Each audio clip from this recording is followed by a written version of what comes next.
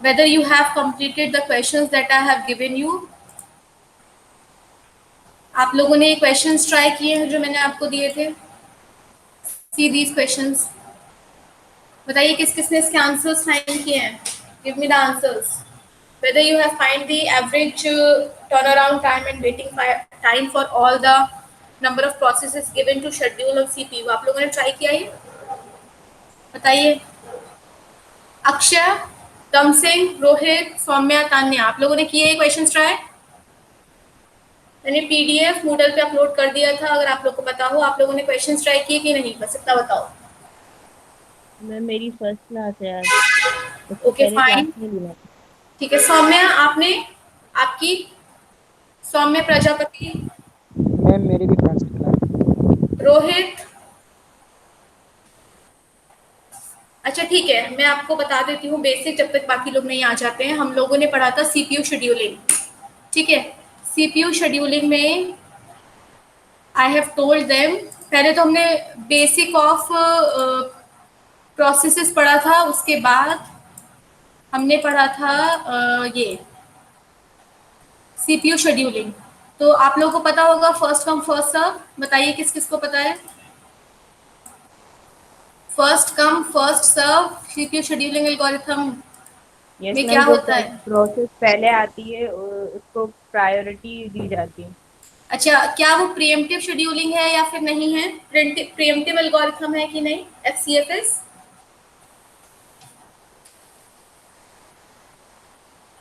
बताइए. देखिए हमने अभी तक क्या पढ़ा, मैं आपको बताती हूँ. लास्ट क्लास में हमने जो पढ़ा था, वी हैव डिस्कस्ड अबाउट, हाँ okay fine. Is this PDF is PPT is visible to all of you? Yes. So in the last class we have studied about what is a process state diagram. मतलब किस तरीके से कोई भी process जब schedule होता है तब से लेकर और जब तक वो टर्मिनेट होता है तब तक वो किस किस स्टेट से गुजरता है, that we have studied in process state diagram. Next हमने पढ़ा था कि हम डेटा स्ट्रक्चर क्यू का यूज करते हैं to keep the processes in whether in different kind of states. मतलब अगर कोई प्रोसेस रेडी स्टेट पे है तो वहाँ पर रेडी क्यू इस्तेमाल होती है. अगर कोई प्रोसेस रन स्टेट में है तो वहाँ पर भी क्यू इस्तेमाल होती है, ठीक है. तो हम क्यू को यूज करते हैं to you can say as a data structure, हम क्यू को यूज करते हैं. फाइन. तो इसके बाद हमने ये चीज पढ़ी थी, if I M visible to all of you.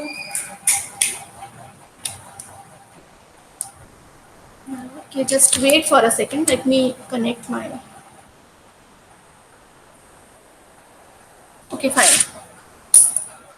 So what we have discussed this particular scheduling queues, that how different states are treated as queue and that we implement those queues in the form of linked list. हम implement करते हैं और अलग अलग जब भी process जिस भी स्टेट पर है तो वो कौन से वाले क्यू में उस वक्त प्रेजेंट होगा, ये हमने डिस्कस किया था लास्ट क्लास में. इसके बाद मैंने एक क्वेश्चन बनाया था which is a GATE question 2009. And next हमने पढ़े थे कुछ पैरामीटर्स ऑफ प्रोसेसेस, कि कौन कौन से डिफरेंट टाइप ऑफ पैरामीटर्स या फिर कौन कौन से टाइम्स होते हैं, मतलब कौन कौन से यू कैन से टर्मिनोलॉजीज हैं जो रिलेटेड है प्रोसेसेस से. जैसे कि अराइवल टाइम, कि हमारा प्रोसेस कब रेडी स्टेट में आ रहा है वो उसका अराइवल टाइम हो जाता है. नेक्स्ट है बर्स्ट टाइम, जितना टाइम वो एग्जीक्यूट हो रहा है सीपीयू तक पे, that will be the burst time, या फिर उसको हम एग्जीक्यूशन टाइम भी बोलते हैं, रनिंग टाइम भी बोलते हैं. नेक्स्ट है हमारा कंप्लीशन टाइम, कि हमारा प्रोसेस कब कंप्लीट हो रहा है, अपना एग्जीक्यूशन कब कंप्लीट कर रहा है और हमारे सीपीयू को कब एग्जिट, मतलब सिस्टम को कब एग्जिट कर रहा है, टर्मिनेट कब हो रहा है, वो कंप्लीशन टाइम. वेटिंग टाइम होता है कितना टाइम प्रोसेस ने वेट किया टू गेट द सीपीयू, मतलब till the time it enters into ready state to the time it will go to CPU, ठीक है. रेडी से रन तक का जो टाइम है, जो टाइम स्वैप है या फिर टाइम स्लाइस है, that will be treated as waiting time. Turn around time क्या होता है कि time spend by the process in the system, means जब उसने कंप्लीट किया और अराइवल जब वो आया रेडी स्टेट में और जब वो टर्मिनेट हुआ सिस्टम से, उसके बीच का जो टाइम है उसको हम टर्न अराउंड टाइम बोलते हैं. और इसको हम दो तरीके से फाइंड कर सकते हैं, weather it will be the completion minus arrival या फिर जो मेरा बर्स्ट टाइम है, मतलब जो एग्जीक्यूशन टाइम है, कितने टाइम प्रोसेस ने वेट किया, उसको हम टर्न अराउंड टाइम बोलते हैं। इसके बाद रिस्पॉन्स टाइम है कि सीपीयू ने अराइव होने, मतलब जो उसका अराइवल टाइम है जब वो रेडी स्टेट में आया और कब उसको सबसे पहले रिस्पॉन्स मिला, कब सबसे पहले उसको सीपीयू मिला। क्योंकि ऐसा जरूरी नहीं है कि फर्स्ट टाइम जब उसको सीपीयू मिला तभी वो पूरा एग्जीक्यूट हो जाए, क्योंकि जब हम प्रीएम्प्टिव शेड्यूलिंग एल्गोरिथम्स यूज करते हैं तो क्या होता है कि process in between forcefully terminate किया जाता है सो दैट सबको सीपीयू मिल पाए। तो रिस्पॉन्स टाइम का मतलब हो जाता है जब उसको फर्स्ट रिस्पॉन्स मिला, the first response and the arrival time that is treated as response time. ठीक है, ये हमने पढ़ा था। इसके बाद मैंने सीपीयू शेड्यूलिंग। अब रेडी से रन की तरफ कौन से प्रोसेसेस जाएंगे, कब जाएंगे, कैसे जाएंगे, वो सब करता है CPU scheduling. Short term scheduler का काम है डिस्पैचर को कॉल करना, और डिस्पैचर क्या करता है, शेड्यूल करता है प्रोसेस को रेडी से रन स्टेट में। अब वो किस बेसिस पे करता है, वो एल्गोरिथम्स हम पढ़ रहे थे। वो एल्गोरिथम से पहले मैंने पढ़ा था FCFS, first come first serve. Criteria इसका होता है कि कब प्रोसेस आया है रेडी स्टेट में और उसके बेसिस पर वो शेड्यूल होगा। नॉन प्रीएम्प्टिव मैनर में है, मतलब बीच में कोई भी प्रोसेस को तुम फोर्सफुली टर्मिनेट नहीं करोगे। ठीक है, तो एफसीएफएस में मैंने कुछ एग्जांपल्स आप लोग को बताए थे। गेट का भी हमने एक क्वेश्चन किया था, दिस कम्स इन गेट 2012। ठीक है, नेक्स्ट अब इसमें हमने एक पढ़ा था कॉन्वो इफेक्ट। कॉन्वो इफेक्ट क्या होता है एफसीएफएस में, जब हम कोई भी मैक्सिमम, मतलब अगर मुझे नंबर ऑफ प्रोसेसेस दे रखे हैं 3 4 जितने भी दे रखे हैं, उसमें से जिस भी प्रोसेस का सबसे ज्यादा बर्स्ट टाइम है, अगर उस प्रोसेस को आप सबसे पहले एग्जीक्यूट करते हो तो क्या होता है कि उसका एवरेज वेटिंग टाइम जो होता है प्रोसेसेस का, वो बहुत ज्यादा बढ़ जाता है।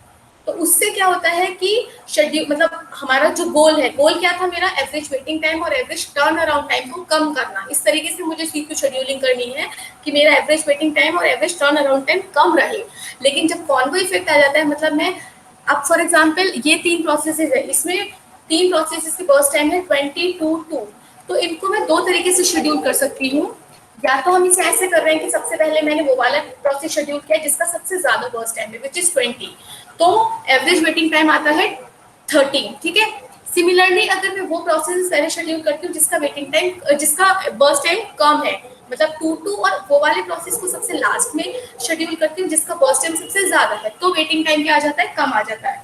एंड वेटिंग टाइम हमने निकाला था वो आएगा 1, इसमें वेटिंग टाइम आता है 1। मीन्स जस्ट बिकॉज कि हम वो वाला प्रोसेस जिसका बर्स्ट टाइम सबसे ज्यादा है उसको सबसे पहले शेड्यूल कर रहे हैं, उसकी वजह से जो हमारा एवरेज वेटिंग टाइम है वो बहुत ज्यादा वेरी करता है, बहुत ज्यादा चेंज हो जाता है। इस इफेक्ट को हम बोल रहे थे convo effect. This is the convo effect, जो कि एफसीएफएस सफर करता है कॉन्वो इफेक्ट से। अगर हम कोई भी प्रोसेस को, कोई भी मैक्सिमम बर्स्ट टाइम वाला प्रोसेस को वो गलती से पहले अराइव हो गया, तो एफसीएफएस काम कर रहा है अराइवल टाइम पे, तो जो जब प्रोसेस अब अराइव होगा तभी हमें उसे शेड्यूल करेंगे, फर्स्ट कम फर्स्ट सर्व। तो अगर कोई गलती से कोई भी प्रोसेस जिसका बर्स्ट टाइम सबसे ज्यादा है वो सबसे पहले आ जाता है रेडी स्टेट में, तो उसकी वजह से हमें कॉन्वो इफेक्ट से सफर करना पड़ता है, and which is not very good because it will increase your average waiting time और एवरेज टर्न अराउंड टाइम। तो इसको सॉल्व करने के लिए हमने यूज किया था shortage job first.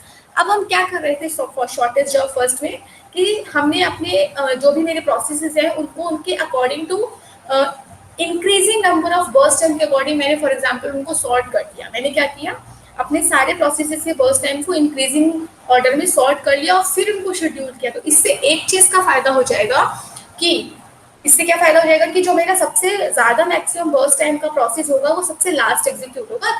May be इसकी वजह से हम कॉन्वो इफेक्ट फेस ना करें। ठीक है, लेकिन हमने उस दिन एक चीज और बताई थी कि जरूरी नहीं है, मतलब हो सकता है कि मैक्सिमम टाइम पे कॉन्वो इफेक्ट ना दिखे जब हम शेड्यूल कर रहे हैं on the basis of shortage job first, लेकिन हमेशा ऐसा नहीं होता है, हमेशा ऐसा नहीं होता है, हमेशा ऐसा नहीं होता। मतलब कभी कभी अगर छोटे से टाइम डिफरेंस की वजह से या फिर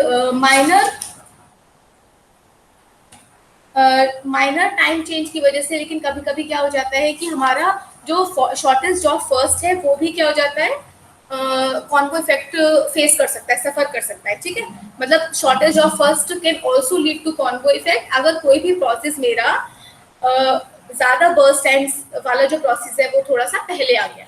ठीक है ना, मतलब अगर फॉर एग्जांपल 3 प्रोसेसेस है, 0 1 2 अराइवल टाइम है उनका, और उनका कोई और मतलब कोई भी बर्स्ट टाइम है, फॉर एग्जांपल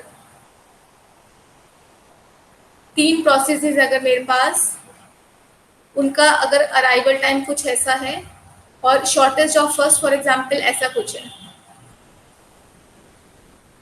तो इस तरीके के केस में क्या हो सकता है कि यहाँ पर भी हमें कॉन्वो इफेक्ट हो सकता है। मतलब किस तरीके के प्रोसेसेस में, अगर नंबर ऑफ प्रोसेस, जितने भी प्रोसेस गिवन है उन प्रोसेसेस में कोई ऐसा प्रोसेस जिसका बर्स्ट टाइम ज्यादा है, वो अराइवल टाइम थोड़ा सा पहले आ जाए कि हम किसी और को शेड्यूल कर ही ना पाए नेक्स्ट वाले को, तब भी हम कॉन्वो इफेक्ट फेस कर सकते हैं, सफर कर सकते हैं, ठीक है। लेकिन शॉर्टेज ऑफ फर्स्ट में एक चीज गारंटी है कि एवरेज जो वेटिंग टाइम होगा वो हमेशा क्या होगा, बेस्ट होगा। जितने भी एल्गोरिथम्स अब आप पढ़ेंगे ना, अराउंड रॉबिन, प्रायोरिटी और longest time, longest remaining time, shortest remaining time, जितने भी एल्गोरिथम्स पढ़ेंगे उसमें से एक चीज याद रखो, एवरेज वेटिंग टाइम सबसे कम होता है शॉर्टेस्ट ऑफ फर्स्ट का। तो अगर गेट में कोई भी क्वेश्चन आता है 1 मार्क या 2 मार्क में, whatever the question are, उसमें क्या होता है कि क्वेश्चन इस तरीके से गिवन होता है कि आपको नंबर ऑफ एल्गोरिथम्स गिवन है और एक पूरा इस तरीके का प्रोसेस का number of processes given है with given schedule time, with given arrival time and burst time, ठीक है। आपको पूछा जाता है कि which algorithm will give the best average waiting time, तो बिना उस क्वेश्चन को सॉल्व किए, ये क्वेश्चन 2 मार्क्स में भी आ सकता है, याद रखो हमेशा 2 मार्क्स में क्वेश्चन आता है कि आपको ये नंबर ऑफ प्रोसेसेस गिवन है और आपको पूछा है which algorithm will give best average waiting time, और ऑप्शंस ऐसे रहते हैं FCFS, SJF, RR and fourth is priority. अगर आपको कुछ ऐसे क्वेश्चंस दिए होते हैं कभी भी एग्जाम में, गेट के एग्जाम में, तो बिना सॉल्व किए जस्ट इसको टिक कर देना। समझ में आया? कहीं पर भी अगर आपको पूछा जाता है एवरेज टर्न अराउंड टाइम और एवरेज वेटिंग टाइम किस एल्गोरिथम का बेस्ट होता है, वो होता है SJF का, बिना सोचे समझे। तो 2 मार्क्स के क्वेश्चन में अगर सबके सब एल्गोरिथम से सॉल्व करने बैठोगे तो it will take 4 to 5 minutes at least, 3 से 4 मिनट सबको लगेगा। तो ये क्वेश्चन अगर हम 2 सेकंड में कर सकते हैं और यहाँ पर यही क्वेश्चन हम 4 मिनट में कर सकते हैं, this will affect your timing in GATE exam, ठीक है। तो ये चीजें हमें बस याद रखनी, मेन हमें इन्हीं पे फोकस करना है कि गेट में ऐसा नहीं होता है कि आप लोग सब्जेक्ट सब पढ़ चुके हो और आपको, मुझे लगता है, सब कुछ आता है, लेकिन हमें क्या याद रखना है या फिर हमें क्या चीजें सीखनी है, कि ट्रिक्स सीखनी है हमें, कि क्वेश्चन कितना भी बड़ा क्यों ना हो, लेकिन अगर हमें ट्रिक्स पता है तो हम उस क्वेश्चन को टाइमली कर पाए विदाउट वेस्टिंग टाइम।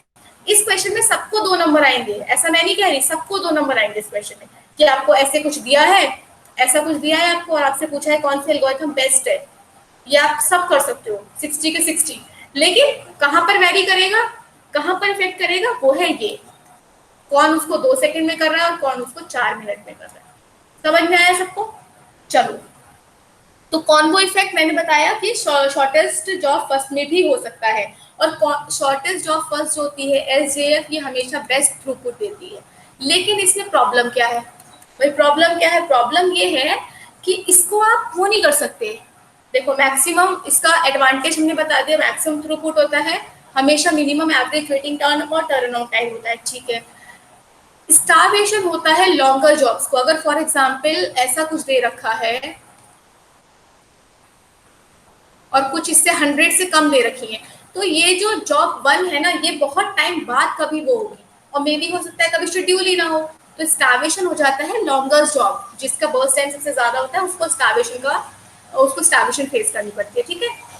नेक्स्ट है आपका इट इज इम्प्रैक्टिकेबल। मतलब क्या है इसका इम्प्रैक्टिकेबल का, मैंने उस दिन भी आप लोग को बताया था। इसका मतलब है कि देखो, डिपेंड क्या है, SJF जो है शॉर्टेस्ट जॉब फर्स्ट है, उसका क्राइटेरिया क्या था, उसकी जो शेड्यूलिंग आप करते हैं वो करते हैं ऑन द बेसिस ऑफ इस बर्स्ट टाइम। लेकिन बर्स्ट टाइम तो हम सारे प्रोसेसेस का स्टार्टिंग में नहीं पता कर सकते ना। बर्स्ट टाइम क्या होता है? एग्जीक्यूशन टाइम होता है, रनिंग टाइम होता है, तो you can not predict the running time और burst time of every of the processes prior, पहले से हम नहीं पता कर सकते। That's why this particular algorithm is not practically implementable, ठीक है। इसको हम प्रैक्टिकली इम्प्लीमेंट नहीं कर सकते।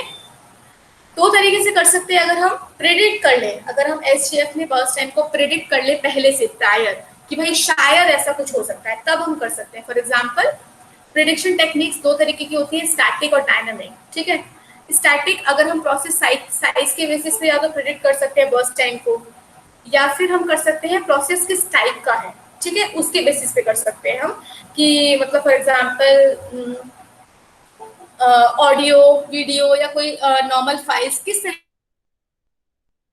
का टाइम मतलब कुछ ना कुछ गिवन होगा। फॉर एग्जांपल अगर मुझे प्रोसेस का साइज गिवन है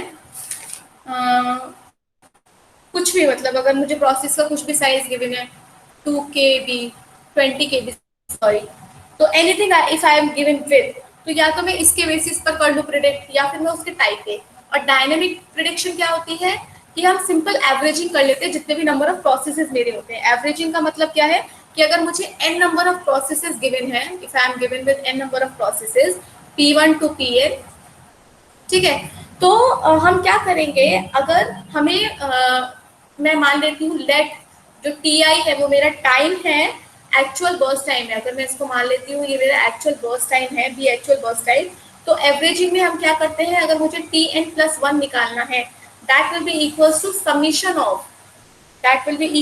summation of all the previous processes that have been executed। मतलब अगर मैं P3 का बर्स्ट टाइम निकालने जा रही हूँ तो P1 plus P2 plus P3 का जो बर्स्ट टाइम होगा डिवाइड बाय एवरेज। तो या तो ये डायनेमिक प्रिडिक्शन कर ले, हम इसको बोलते हैं सिंपल एवरेजिंग। जब हम डायनेमिक प्रिडिक्शन करते हैं इन SJF this is called simple averaging, कि सिंपल प्रायर जो प्रोसेसेस हो चुके हैं, जो प्रीवियस प्रोसेसेस हो चुके हैं उनका क्या कर रहे हैं एवरेज कर रहे हैं।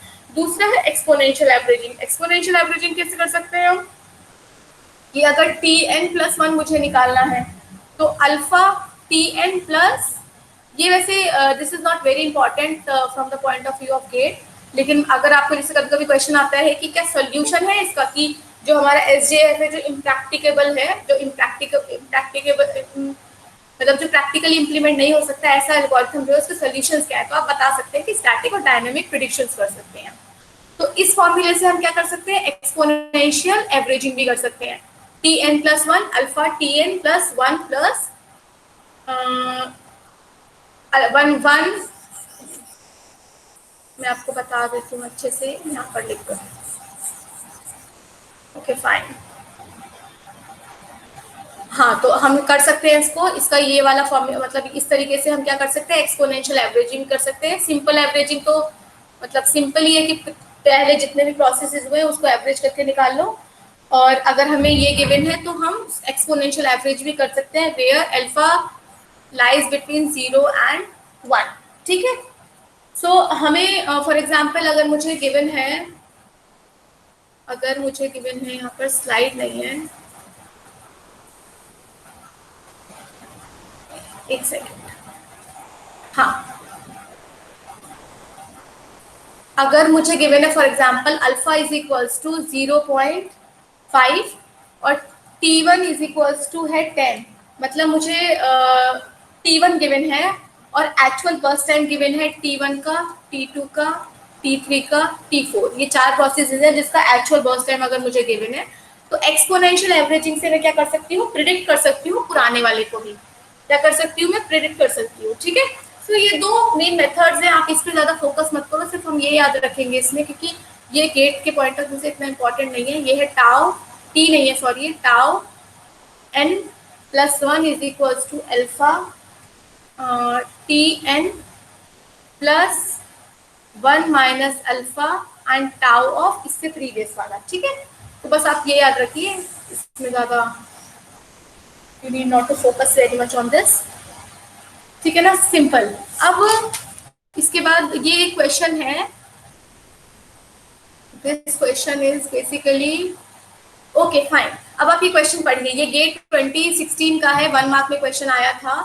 Consider an arbitrary set of CPU bound processes with unequal CPU burst. Unequal CPU burst का मतलब आप लोग समझ गए हैं, submitted at the same time to the computer system, which one of the following process scheduling algorithm would minimum average waiting time in the ready queue। अब मुझे इसका आंसर बताएंगे मेघा। मेघा बताइए, Megha, Megha am I Audible?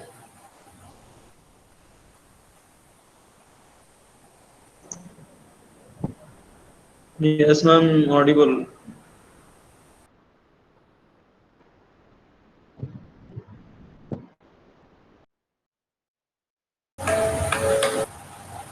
Am I audible to all of you?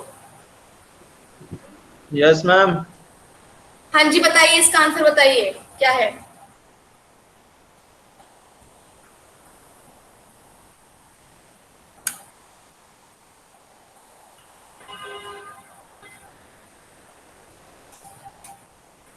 आप लोग को screen visible है?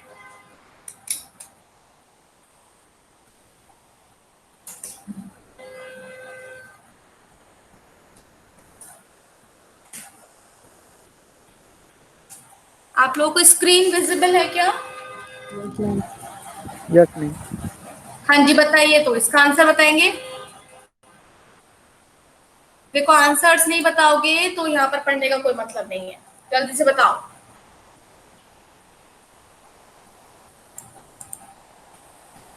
किसी ने आंसर लिखा है ए, वेरी गुड। तो ऐसे क्वेश्चंस में मतलब ये 1 मार्क का क्वेश्चन है, तो you need not to think for a while, मतलब हमें ज्यादा ध्यान लगाने का जरूरत नहीं है, ज्यादा सोचने का भी जरूरत नहीं, हम विद इन 1 और 2 सेकेंड्स इसको कर सकते हैं। नेक्स्ट, ये बताएंगे, for the processes listed in the following table, which of the following scheduling algorithm give the lowest average turnaround time? अब देखो, टर्न अराउंड टाइम का फॉर्मूला क्या होता है? FCFS टर्न अराउंड टाइम का फॉर्मूला क्या होता है? Burst time plus waiting time, ठीक है, ये होता है ना, burst time plus waiting time. So जब भी हम एवरेज टर्न अराउंड टाइम निकालेंगे, then that will also not effect with the burst time, ठीक है। बर्स्ट टाइम कुछ भी हो, लेकिन अगर आपका एवरेज वेटिंग टाइम कम आ रहा है तो ऑटोमेटिकली आपका जो ये होगा, क्या कहते हैं, टर्न अराउंड टाइम जो एवरेज होगा, बिकॉज दीज आर इक्वल। यहाँ देखो, ये अगर इसकी वैल्यू, सॉरी, हाँ, अगर इसकी वैल्यू आपकी कम होती है एवरेज वेटिंग टाइम की, तो डेफिनेटली आपका ये इक्वल्स टू पे है, यहाँ पर इक्वल्स टू साइन है, तो आपका turn around time directly proportional है, ठीक है ना। तो बर्स्ट टाइम से ज्यादा इफेक्ट नहीं होगा, अगर इफेक्ट होगा तो वो सारे प्रोसेसेस पे होगा। दैट मीन्स कि हम इसको भी ऐसे लिख सकते हैं। तो अगर हमारा शॉर्टेस्ट जॉब फर्स्ट में वेटिंग टाइम कम होता है, डेफिनेटली ये डायरेक्टली प्रोपोर्शनल है, तो हमारा टर्न अराउंड टाइम भी कम होगा। तो मैंने वही चीज आपको पहले बता दी है कि अगर आपको एवरेज टर्न अराउंड टाइम पूछे या फिर average burst time waiting time पूछे, तो हमेशा सबसे बेस्ट रहता है SJF का। तो इस क्वेश्चन में इन सबको करने की जरूरत ही नहीं है, and definitely you will get 2 marks with in 2 seconds, ठीक है। नेक्स्ट, अब प्रॉब्लम क्या आ रही थी, कॉन्वो इफेक्ट से वहां भी हम फेस कर रहे थे। कॉन्वो इफेक्ट वहां आ रहा था कि भाई अगर कोई प्रोसेस ऐसा आ जाता है, ज्यादा कोई प्रोसेस ऐसा आ जाता है जहां पर बर्स्ट टाइम ज्यादा हो लेकिन वो पहले आ जाए, है ना, अराइवल टाइम ऑफ बाकी के प्रोसेसेस जिनका बर्स्ट टाइम कम है उससे पहले अगर कोई ऐसा प्रोसेस आता है जिसका बर्स्ट टाइम ज्यादा है थोड़ा सा पहले, तो वो कॉन्वो इफेक्ट से सफर कर सकता है। उसके लिए हम यूज करते हैं shortest remaining time first. We will use the algorithm shortest remaining time first. which slide it is? Let me see the slide number 42. Fine, ठीक है। तो उस केस में हम क्या करते हैं, हम सॉल्व करते हैं shortest remaining time first algorithm. ये जो एल्गोरिथम है, ये एल्गोरिथम काम करती है, एक तो इसका क्राइटेरिया है रिमेनिंग बर्स्ट टाइम। हमारा जो SJF था वो बर्स्ट टाइम पे काम कर रहा था, लेकिन शॉर्टेस्ट रिमेनिंग टाइम फर्स्ट नाम से पता लग रहा है तो ये काम करता है जितना भी बर्स्ट टाइम रिमेनिंग है उस पर। मोड है इसका प्रीएम्प्टिव SJF, यहाँ देखो वर्ड प्रीएम्प्टिव। ये पहला ऐसा एल्गोरिथम आया जिसमें मैं प्रोसेस को बीच में प्रीएम्प्ट करूंगी, फोर्सफुली CPU से हटाऊंगी, ये वो है, ठीक है। तो देख लेते हैं कैसे करते हैं इसको हम। ओके, गैंट चार्ट बनाते हैं to see how we are scheduling the different processes on CPU। तो आप देखेंगे, जैसे ही आप देखिए 0 टाइम पर कौन सा प्रोसेस सबसे पहले आया है, सबसे पहले आया है प्रोसेस P1, सबसे पहले आया है प्रोसेस P1। तो 0 पे मैं प्रोसेस P1 को शेड्यूल कर दूंगी, but only for time 1, because 1 पे मेरा दूसरा प्रोसेस आ रहा है जिसका टाइम उससे छोटा है। समझ में आ रहा है? Shortest remaining time first. तो जैसे ही मैं P1 को 1 के लिए शेड्यूल कर दूंगी, आपको आवाज आ रही है सबको? Yes ma'am. फाइन। जैसे ही मैं P1 को फॉर 1 स्लॉट के लिए शेड्यूल कर दूंगी, इसका बर्स्ट टाइम हो जाएगा 6, ठीक है।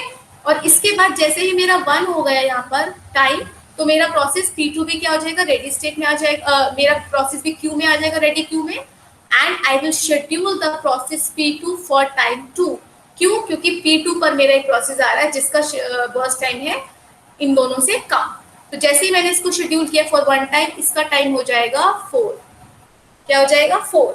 नाउ आई विल शेड्यूल, जब मेरा 2 पर मैं किसको शेड्यूल कर दूंगी, प्रोसेस P3 को। P3 को मैं शेड्यूल करूंगी फॉर 1 टाइम, 1 टाइम शेड्यूल करूंगी। जैसे ही मैंने इसको 1 टाइम शेड्यूल किया, P3 का कंप्लीशन हो गया, 1 यूनिट के लिए वो चल चुका है, तो इसका हो जाएगा बर्स्ट टाइम 2, ठीक है। अब ये जो 642 आ रहा है, इसको बोलेंगे हम रिमेनिंग टाइम। रिमेनिंग टाइम, जितने टाइम के इनको CPU चाहिए, this is the remaining time. Next, जैसे मैं 3 पे आई, 3 पे मेरा प्रोसेस 4 आ चुका है, तो मैं प्रोसेस 4 को शेड्यूल कर दूंगी। अब प्रोसेस 4 का बर्स्ट टाइम ऑलरेडी 1 है, जैसे 1 करोगे इसको 0 हो जाएगा ये, एंड इट विल बी 4। अब ये 0 हो गया। अब आप एक चीज दे सकते हो, प्रोसेस 4 जो है उसने अपना एग्जीक्यूशन कंप्लीट कर लिया और वो टर्मिनेट वाली स्टेट में चला गया। It terminates, it exits the system, ये सिस्टम से एग्जिट हो चुका है। अब मेरे पास सिर्फ 1 2 3 5 6 ये प्रोसेस बचे हैं अपने एग्जीक्यूशन को कंप्लीट करने के लिए। जैसे ही मैं प्रोसेस जैसे ही मेरा अराइवल टाइम हो जाएगा 4, I can schedule the process which one. अब देखेंगे हम लोग, जैसे आप देखो एक चीज, इसका बर्स्ट टाइम है 2, इसका बर्स्ट टाइम भी 2 है, प्रोसेस 3 का। अब मैं किसको शेड्यूल करूंगी, कोई बताएगा? If I am having process burst time same, then which process I have to schedule first? It will be according to I didn't get you, दोबारा से बोलो। मैम थर्ड प्रोसेस, थर्ड को, बिकॉज उसका arrival time कम था, उसका arrival time क्या था, कम था। Okay, I thought someone wants to enter in the class. Okay fine, ठीक है। इसीलिए मैं अब करूंगी शेड्यूल प्रोसेस P3 को, एंड प्रोसेस P3 को मैं शेड्यूल करूंगी कितने के लिए, 1 के लिए, बिकॉज यहाँ पर देखो 5 पर मेरा प्रोसेस 6 आ रहा है जिसका बर्स्ट टाइम है 1, ठीक है ना, समझ में आया? तो अब आप देख सकते हैं कि हमारे हाँ ठीक है, अब हम देख सकते हैं कि हमारे 2 प्रोसेस का बर्स्ट टाइम 1 है which is shortest remaining time.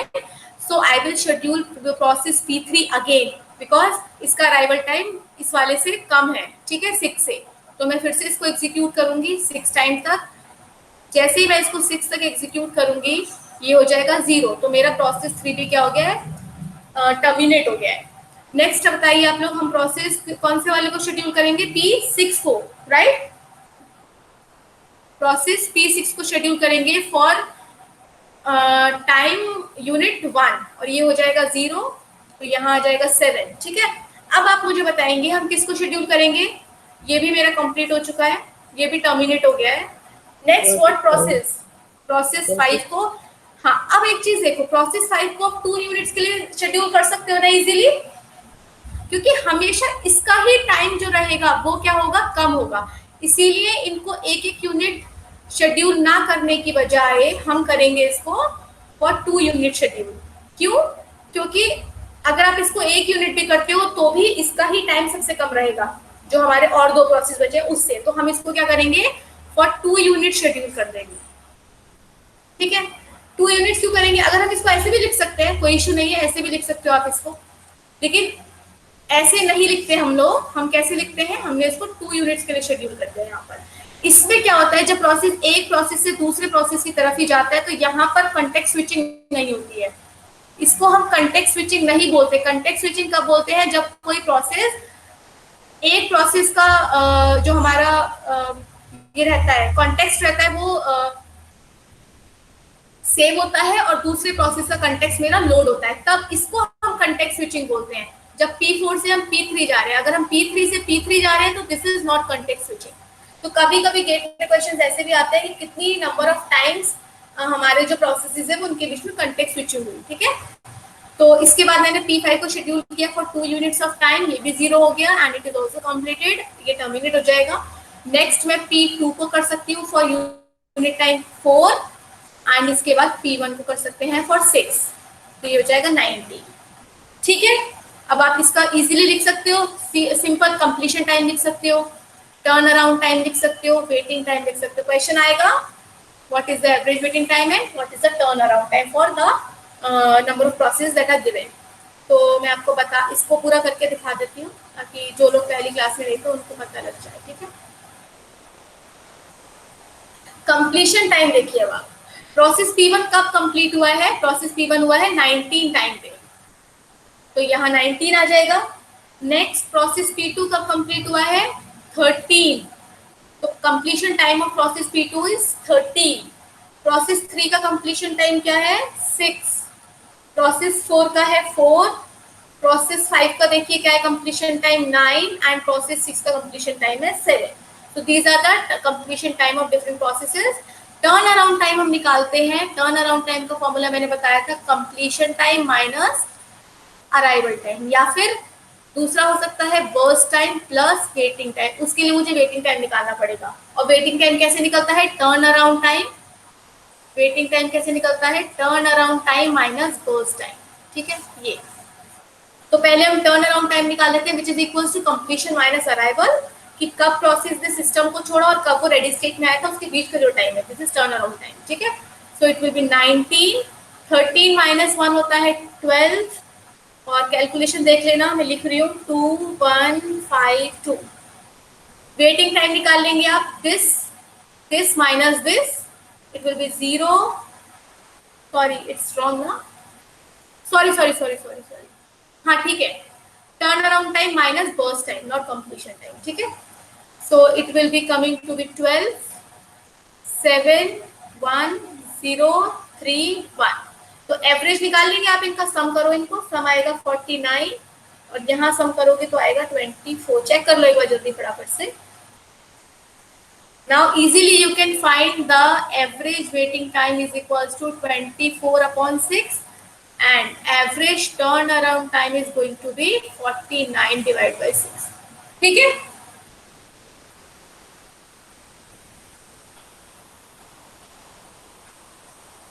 अब एक बात बताओ कि हम SGF को प्रैक्टिकली इंप्लीमेंट नहीं कर पा रहे थे, क्या हम SRTF को प्रैक्टिकली इंप्लीमेंट कर सकते हैं?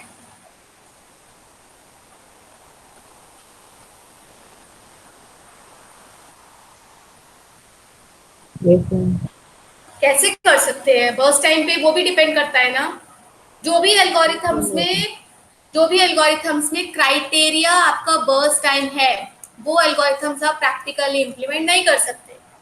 आप सिर्फ थ्योरेटिकली उसका कंसेप्ट पढ़ सकते हो, थ्योरेटिकली उसका कंसेप्ट समझ सकते हो, पर आप उसको प्रैक्टिकली इंप्लीमेंट नहीं कर सकते। ठीक है, इसका आंसर बताओ मुझे जल्दी से, average turn around time and average waiting time. मैं आपको 5 मिनट दे रही हूँ, फाइंड करो उसको फटाफट सब लोग, and I will ask the answer by giving your names. मैं नाम देकर आपसे आंसर पूछूंगी, जल्दी से फाइंड करो।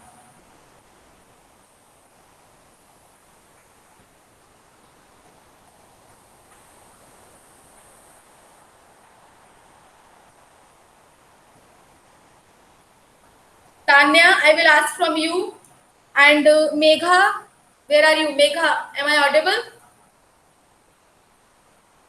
Megha, I think Megha अपना ऑन करके चली गई है। फाइन, आप लोग जल्दी से मुझे 5 मिनट में इसका आंसर दो।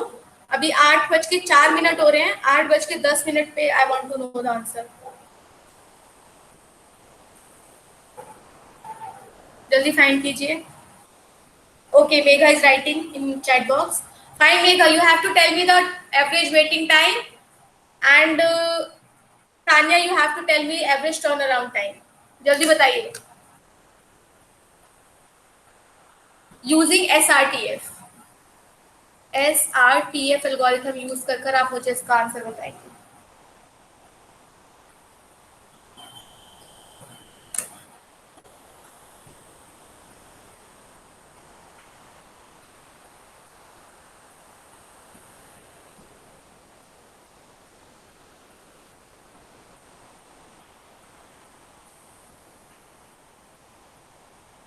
बाकी इतनी देर में अगर किसी को कुछ क्वेरी हो तो आप लोग पूछ सकते हैं। If anyone of you having any doubt, you can ask me. जब तक बाकी लोग इसको सॉल्व कर रहे हैं.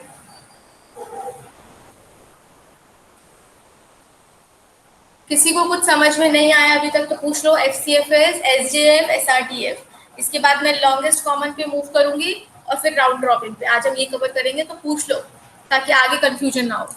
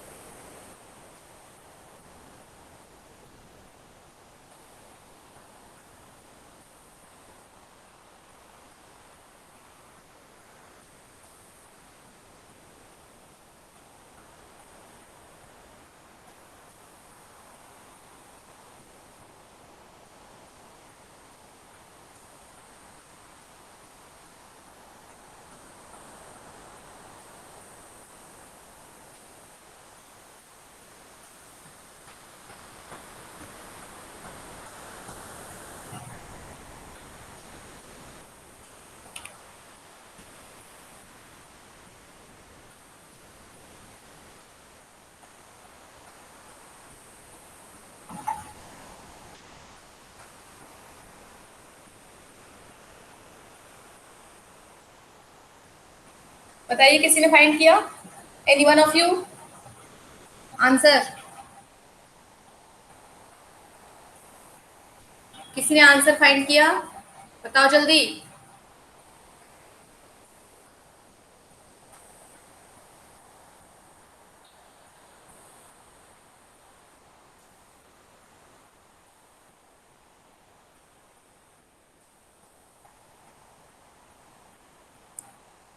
अभिलेख, अक्षय, बबली, मेघा, आंसर बताइए. किसी ने कुछ भी फाइंड किया इसमें से तो बताओ answer. Any one of you?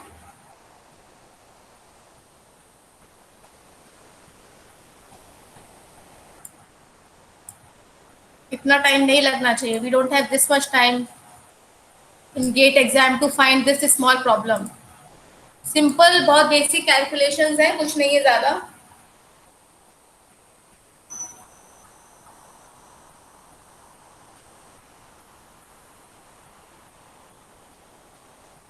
चलो मेरे साथ साथ सॉल्व करना, ठीक है? फाइन. जीरो टाइम पर कोई प्रोसेस आया क्या? किसी भी प्रोसेस का रेडी अराइवल टाइम जीरो है? नहीं. सो जीरो से वन तक, वन पर आया है एक प्रोसेस विच इज P5. तो जीरो से वन तक सीपीयू क्या रहेगा? आइडल. इस टाइम पे सीपीयू क्या रहेगा? Idle. No process will be schedule in the time duration 0 to 1. Next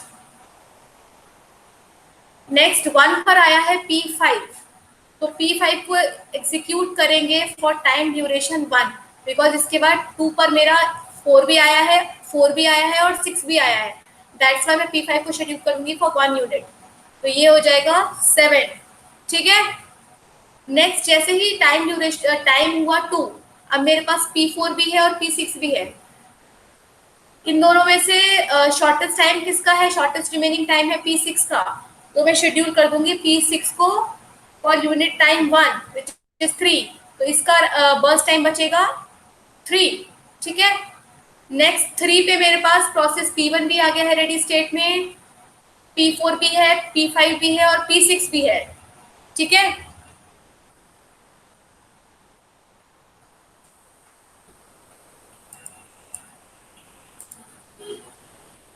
65 and 40. Babli ने आंसर किया है average turn around time is 65 and 40. नहीं बबली, गलत है आंसर. किसी और ने किया है क्या? आप अपनी कैलकुलेशन चेक करो Babli please.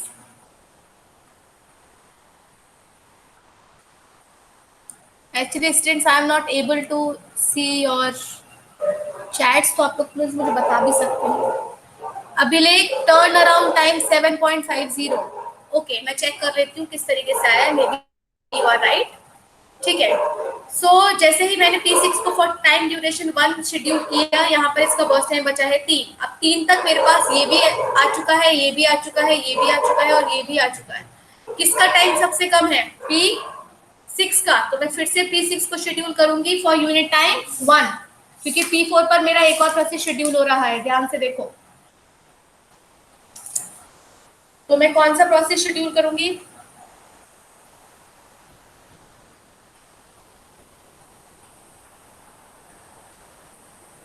I will schedule process P6, ठीक है, फॉर टाइम ड्यूरेशन 1। अब P6 का बर्स्ट टाइम हो जाएगा 2। अब एक चीज देखो, जैसे ही P6 का बर्स्ट टाइम 2 हो जाएगा और प्रोसेस P2 भी आ चुका है रेडी क्यू में, तो इसके बाद मैं कौन सा प्रोसेस शेड्यूल करूंगी? P2 को शेड्यूल कर देती हूँ for 1 unit, because process P3 का बर्स्ट टाइम है 1, which is the shortest time till now. तो P5 भी मैंने शेड्यूल कर, P2 भी मैंने शेड्यूल कर दिया फॉर यूनिट 1। अब ये भी रेडी क्यू में। अब सारे के सारे प्रोसेस आ चुके हैं। अब आप इजीली कर सकते हो by seeing the shortest time, shortest remaining time. जिसका सबसे छोटा टाइम है वो उसको पहले शेड्यूल कर दो। बताओ, इसके बाद P5 शेड्यूल कर दूं फॉर यूनिट टाइम 1, इसका टाइम हो जाएगा 0। अच्छा, मैंने P2 को भी नहीं लिखा ना, 1 फाइन। अच्छा, एक बार बताओ, ये सही है क्या? अब ये वाला पार्ट सही है क्या?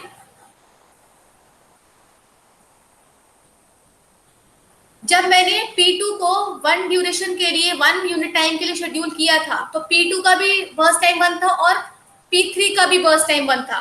तो मुझे कौन सा शेड्यूल करना था दोबारा से? P2। सही है? हाँ या ना बोलो, सही है या गलत? Fine fine fine fine. तो मुझे उसके बाद भी शेड्यूल करना था P2 को। अब P2 के बाद मैं फिर P5 को शेड्यूल करूंगी फॉर 1 यूनिट, ठीक है ना? उसके बाद मैं P5 को करूंगी, इसीलिए P5 का टाइम भी हो जाएगा 0 और इसका भी टाइम हो जाएगा 0। फाइन। अब कौन से प्रोसेस बचे हैं?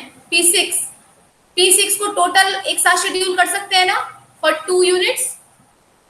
कर सकते हैं इजीली, बिकॉज इसको अगर आप 1 टाइम भी करोगे तो भी इसका टाइम सबसे कम रहेगा। नेक्स्ट, इसके बाद किसको शेड्यूल कर सकते हैं? ये 0 हो गया। इसके बाद बताओ किसको शेड्यूल कर सकते हैं?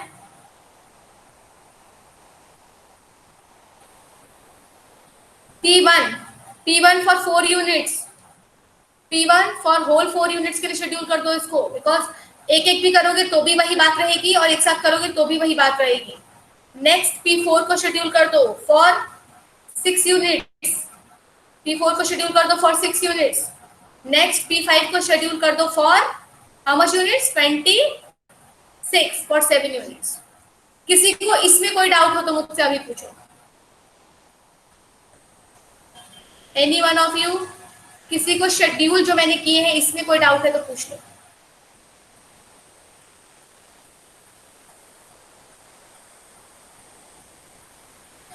अब एक तो यहाँ पर कॉन्टेक्स्ट स्विचिंग नहीं हुई है, एक यहाँ पर कॉन्टेक्स्ट स्विचिंग नहीं हुई है, ठीक है? तो अगर कभी ऐसे फाइनल, ये तो वैसे उसमें आता है सब्जेक्टिव में, तो हम उसकी बात नहीं करेंगे, तो I will not talk about this. Context switching is when you are moving from one process to another process, that is context switching. तो 2 जगह ऐसा है जहां पर कॉन्टेक्स्ट स्विचिंग नहीं की है, ठीक है ना? And this is the part of CPU idleness. Completion time बताएंगे। P1 का कंप्लीशन टाइम क्या है? 13। अच्छा सा कोई और कलर ले लेते हैं। हाँ जी, P2 का कंप्लीशन टाइम बताएं, क्या लिखा है मैंने? 6 से क्या है देखो एक बार। P2 का कंप्लीशन टाइम 6 ही है ना? फाइन।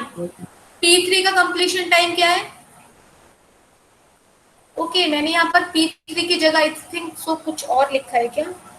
ये वाला P3 है ना? एक बार चेक करो जरा, आप लोगों ने सॉल्व किया है ना? ये P3 है क्या?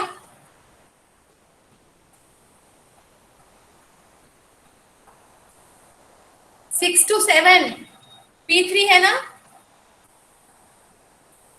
चेक, हाँ चेक कर लेना। और इसका कंप्लीशन टाइम हो जाएगा 7 P4 का कंप्लीशन टाइम है 9, P5 का कंप्लीशन टाइम है 26 एंड P6 का कंप्लीशन टाइम है 9। ठीक है, इसको एक बार चेक कर लेना। P3 टाइम निकाल लो माइनस अराइवल टाइम। मैं बार बार फॉर्मूला लिख रही हूँ ताकि आपके दिमाग में रह जाए। बताओ, टर्न अराउंड टाइम 10,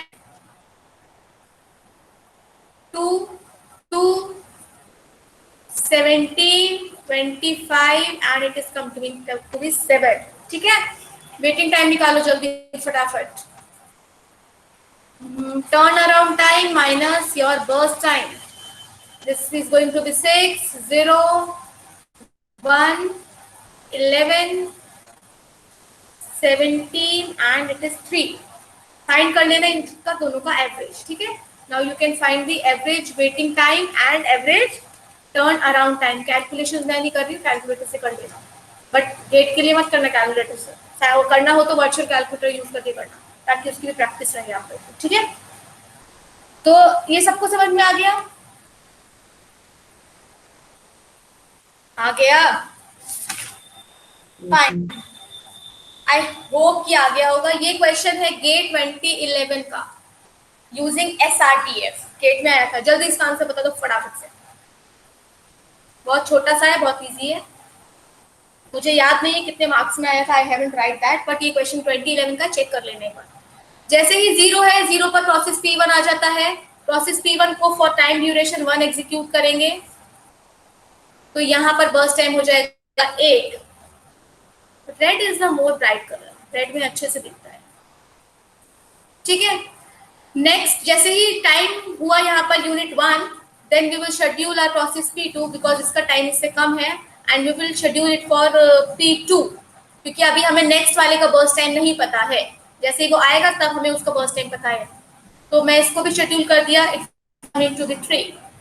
जैसे ही P2 शेड्यूल हो गया है फॉर 1 यूनिट, अब 2 तक मेरे सारे के सारे प्रोसेस रेडी क्यू में आ चुके हैं। Now I can schedule easily with the help of your shortest remaining time first. सबसे कम टाइम है P2 का पूरा शेड्यूल कर दो क्योंकि सेम आंसर रहेगा। P1 को पूरा का पूरा शेड्यूल कर दो because it is having less burst time than P3 and it is going to be 13 and P3 will going to be 22। Question था what is the average waiting time, completion time लिखो 13, 5 and 22। Turn around time. Class आप लोगों को समझ में आ रहा है ना मैं क्या कर रही हूँ? जल्दी जल्दी, किसी को कोई डाउट हो तो बीच बीच में पूछते रहो। If you have any query you can ask me. First time sorry waiting time निकालो, क्या निकलेगा इसका? 4, 0, 12, 12 और 11, 11। तो एवरेज वेटिंग टाइम हो जाएगा इस आंसर का 5, which is the question from GATE. Easy है, ऐसे क्वेश्चन आते तो आसानी से हो सकते हैं। ठीक है, एक ये क्वेश्चन है, ये क्वेश्चन में भी preemptive shortest remaining time algorithm पूछा है and it is from GATE 2011। This is also from GATE 2011। देखो क्वेश्चन क्या है, consider that the following processes with arrival time and the length of CPU burst. हमें arrival time given है और burst time given है। अगर हम scheduling preemptive shortest remaining time use करते हैं तो एवरेज वेटिंग टाइम क्या होगा? ये क्वेश्चंस आते हैं एनईटी टाइप में, न्यूमेरिकल आंसर टाइप क्वेश्चंस में आते हैं, जिसमें पॉजिटिव के मतलब करेक्ट आंसर के लिए 2 मार्क्स होता है, नेगेटिव के लिए नो मार्क्स होता है, मतलब कि नो नेगेटिव मार्किंग, पर 2 नंबर बहुत मैटर करते हैं। इसीलिए एनईटी में ऐसे क्वेश्चन आएंगे तो it is very easy to find, ये आप इजीली कर सकते हो। आंसर बताओ इसका गाइज। हमें यहाँ पर क्वेश्चंस प्रैक्टिस करने हैं, तो सिर्फ पढ़ने से कुछ नहीं होगा, आप लोग मेरे साथ क्वेश्चंस भी प्रैक्टिस करेंगे। इसीलिए मैंने पहली क्लास में बोला था नोटबुक और पेन लेकर बैठा करो। आंसर बताओ इसको मुझे फटाफट से। I am giving you 5 more minutes to find the answer of this question, क्योंकि अगर आप प्रैक्टिस नहीं करोगे तो कोई मतलब नहीं है। हम ऐसे पढ़ते जाएंगे सारे टॉपिक्स और आप फिर ऐसे बहुत सारा होता है ना कि मतलब एक बोरे में बहुत सारा भरते जाते हैं सामान और देखना नहीं होता कि इसमें क्या था। तो पहले हम जो हम भर रहे हैं बोरे के अंदर हमें पता होना चाहिए कि उसको क्या क्या हमने रखा है। तो just find the answers whatever I am giving you the gate questions. तो गेट के क्वेश्चंस का एटलीस्ट आंसर निकालो। और ये गेट क्वेश्चन भी 2 मार्क्स में है 2011 का। आंसर बताओ।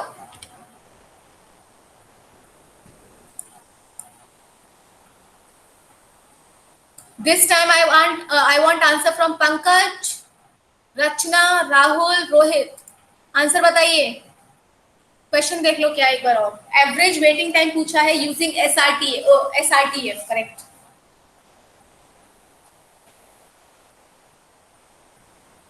जितनी प्रैक्टिस करेंगे उतना हमें ही फायदा है. क्लास में अगर 2 घंटे क्लास हो रही है तो एटलीस्ट 4-5 क्वेश्चन गेट के प्रिपेयर हो जाने चाहिए जो आ चुके हैं. तभी कोई मतलब है इसका. अदरवाइज टॉपिक तो आप सब पढ़ लेते हो, सॉल्व नहीं करते ना घर जाके. अभी आप सॉल्व करेंगे.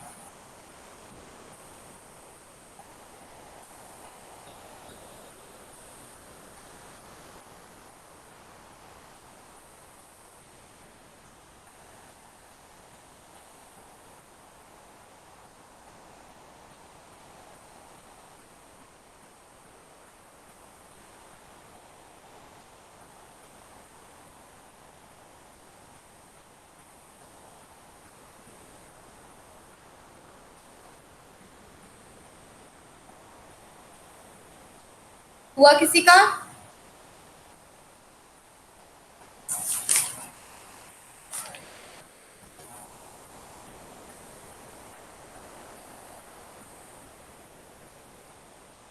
मुझे एक्चुअली इसका आंसर नहीं पता है तो आप लोग देख लो, है ना. मैंने इसको सॉल्व नहीं किया था.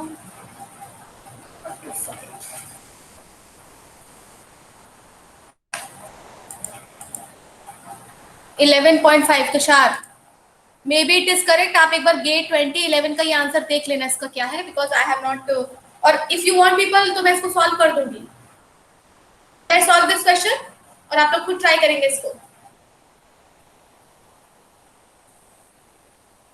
बोलो जल्दी. ट्राई करिए. गुड. तो आप ये वाला मैं आज इस स्लाइड अपलोड कर दूंगी क्लास के बाद. आप लोग इस क्वेश्चन को खुद ट्राई करना. Slide number 45, right. पेपर पे लिख लो अपने. स्लाइड नंबर 45 गेट 2011 का क्वेश्चन है. नेक्स्ट, ये क्वेश्चन भी SRTF पे ही बेस्ड है and it is coming to in GATE 2007. 2007 में आया था एंड शायद 1 मार्क में आया होगा बिकॉज क्वेश्चन का स्ट्रक्चर देख के ऐसे ही लग रहा है. हाँ जी, क्वेश्चन देखो क्या है. An operating system uses SRTF process scheduling algorithm. Consider arrival time and execution time. अब आप देख रहे हैं अलग अलग टर्म्स यूज हो रही है यहाँ पे. Arrival, execution time, completion time, burst time. तो अलग अलग टर्म्स यूज हो रही है. तो कंफ्यूज कहीं नहीं करना है हमें. हमने आपको पहले ही बता दिया है कि सब कुछ बर्स्ट है. रनिंग टाइम, ठीक है. So what is the total waiting time for process P2? बताइए कौन सॉल्व करेगा. सिर्फ गैंट चार्ट बनाना है, इसके अलावा कुछ नहीं करना है. No calculations. Just you have to make the Gantt chart for this particular question and you will get the answer very fast. बताओ.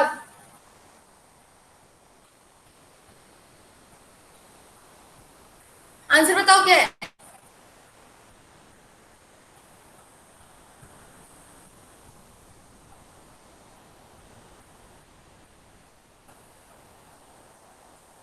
Ma'am 15B. Which one? 50? Ma'am B1. D or B? Ma'am B 15.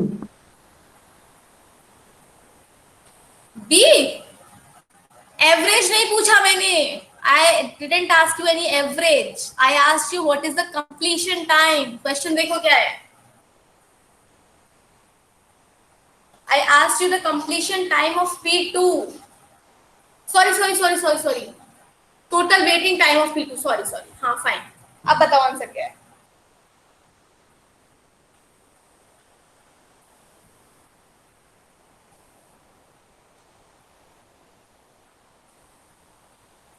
चलो 15 ना. 15 is the correct answer. किसने दिया था? Tell me your name. Ma'am Umesh. नहीं समझ आया. दोबारा बताओ. मैम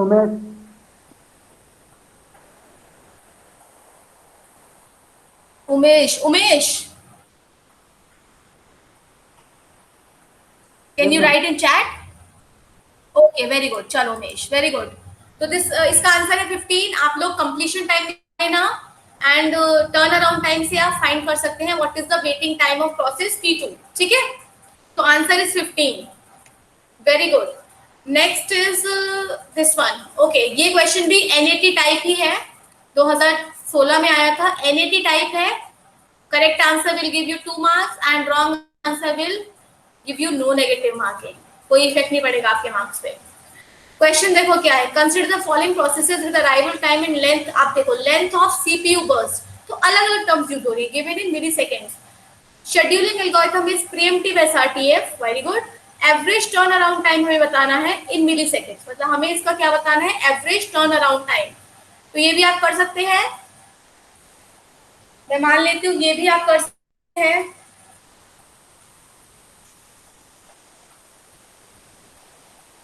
कर सकते हो ना, एटलीस्ट से यस और no. Yes, okay, very good Tushar. तो इस क्वेश्चन को भी सॉल्व करना, स्लाइड नंबर है इसकी, मैं बता देती हूँ, स्लाइड नंबर लिख लो 47, right, slide number 47 you have to find.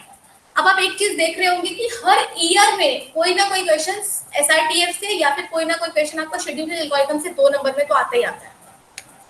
Next 2019, ये थोड़ा सा अच्छा क्वेश्चन है, इसको कोशिश करेंगे हम लोग। 2019 में ये क्वेश्चन आया था, क्वेश्चन पढ़ो जल्दी से। Consider the following 4 processes given with the arrival time and there length of CPU burst. हमें दे रखी है process P1, P2, P3, P4, arrival time दे रखा है, सीपीयू बर्स्ट दे रखा है। यहाँ देखो, यहाँ लिखा है Z। These processes are run on a single processor, simple एक सीपीयू है, sorry, using preemptive shortest remaining time first, SRTF की बात हो रही है। अगर एवरेज वेटिंग टाइम 1 मिलीसेकंड है तो what will be the value of Z। Try करिए, इसके बाद मैं इसको सॉल्व करके बताती हूँ, ट्राई करो। अब एक चीज मैं आपको समझाती हूँ, जब आप केट का एग्जाम लिखोगे तो इस तरीके के क्वेश्चंस में, अब आप ऐसा तो है नहीं कि हर वैल्यू को लेकर, या तो आपके ऑप्शंस में अगर ये क्वेश्चन एनएटी में आता है, अगर ये क्वेश्चन एनएटी में आता है फॉर 2 मार्क्स, तो आप ऑप्शंस को नहीं हिट एंड ट्राई कर सकते। तो इस क्वेश्चन में हमें, इन क्वेश्चन में हमें क्या करना है, जस्ट हमें जो मेरे ये सीपीयू बर्स्ट टाइम दे रखी है ना, इसके ही अप्रॉक्स मुझे हिट एंड ट्रायल करना है। तो ये जो क्वेश्चंस होते हैं इसमें ज्यादा कैलकुलेशंस नहीं करने के लिए हम क्या करते हैं, Z की वैल्यू को हिट एंड ट्रायल रखते हैं। तो जब भी गेट का पेपर लिखोगे तो कोशिश करना इस तरह के क्वेश्चन में जहां पर ऐसे मिसिंग वैल्यूज होते हैं, just try to put some values by prediction according to the given burst time और according to the given arrival time. ठीक है, तो इस क्वेश्चन में आप Z को कुछ ना कुछ मानकर ही करोगे तो जल्दी से हो जाएगा, रादर देन गोइंग बैकवर्ड। अगर आप बैकवर्ड जाके इक्वेशन सॉल्व करने बैठोगे, it will take more time and ज्यादा time will lead never give you good marks. हमें क्वेश्चंस को जल्दी जल्दी सॉल्व करना है, बेटर एफिशिएंसी। तो हम क्या करेंगे, हम Z की कोई ना कोई वैल्यू पुट कर इसको सॉल्व करेंगे, rather than going back side कि हमने सॉल्व कर दिया in the form of Z और उसके बाद हम वैल्यू को इक्वेशन सॉल्व करें, उससे कोई फायदा नहीं है। तो अगर अच्छी नंबर चाहिए तो इन क्वेश्चन में just put some hit and trial values based on the given numbers, given numbers. जैसे इसमें बर्स्ट टाइम दे रखा है 3, 1, 3, तो आप इसके ही अप्रॉक्स 2 हो गया, 2 रखकर देखो जरा आंसर आ रहा है। अगर वैल्यू P4 का बर्स्ट टाइम 2 रखते हैं तो क्या हमारा एवरेज वेटिंग टाइम 1 आ रहा है। 1 रखकर देखो, 3 रखकर देखो, तो इससे जल्दी हो जाएगा rather than going back side and taking the equation two the values. ठीक है ना, इस क्वेश्चन पे हम ऐसे ट्राई करेंगे हमेशा। अगर ऑप्शंस गिवन है, अगर 4 ऑप्शंस गिवन है तो सिंपल हिट एंड ट्रायल से हो सकता है, लेकिन अगर एनएटी टाइप आ जाता है तो आपको वैल्यू फाइंड करना पड़ेगा। चलो बताओ आंसर। 313Z।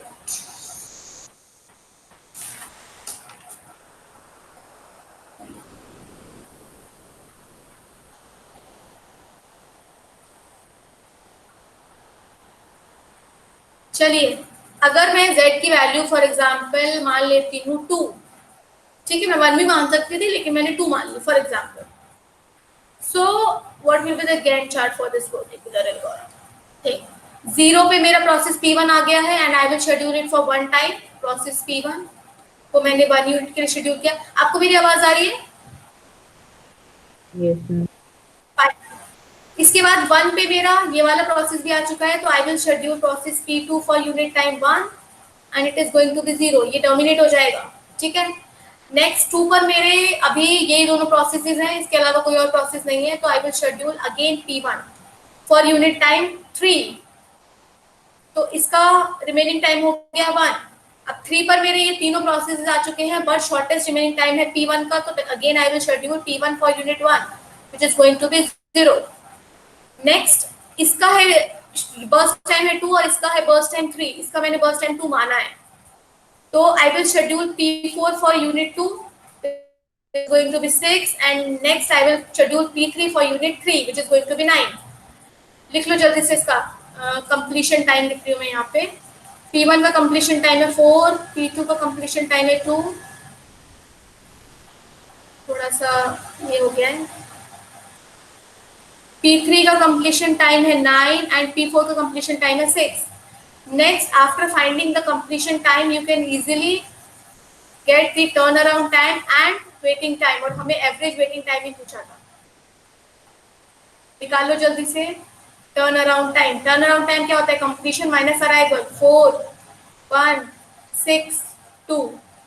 नेक्स्ट यहाँ लिख रही हूँ मैं, ऊपर लिख रही हूँ, नीचे लिख देती हूँ। वेटिंग टाइम निकालो जल्दी से, turn around time minus burst time, 1 0 3 and 0, तो 4 डिवाइड बाय 4 टोटल करोगे इसका क्या आ जाएगा 4, एंड नंबर ऑफ प्रोसेसेस कितनी है 4 which is going to be 1। Hit and trial में ठीक हो गया। अगर फॉर एग्जांपल मैंने तो चलो मुझे पता था कि 2 है इसका आंसर, अगर मैं इसको 1 भी लेती तो कितना ही टाइम लगता, लेकिन अगर आप इसको z के साथ ही सॉल्व करोगे ना तो it will take no time, check करके देख लेना एक बार। तो इस तरीके के क्वेश्चंस में we will go with hit and trial. Next ये तो हो गया shortest remaining time first algorithm. 5 minute का ब्रेक लूं अगर आप लोग चाहते हैं तो, otherwise I move to next algorithm.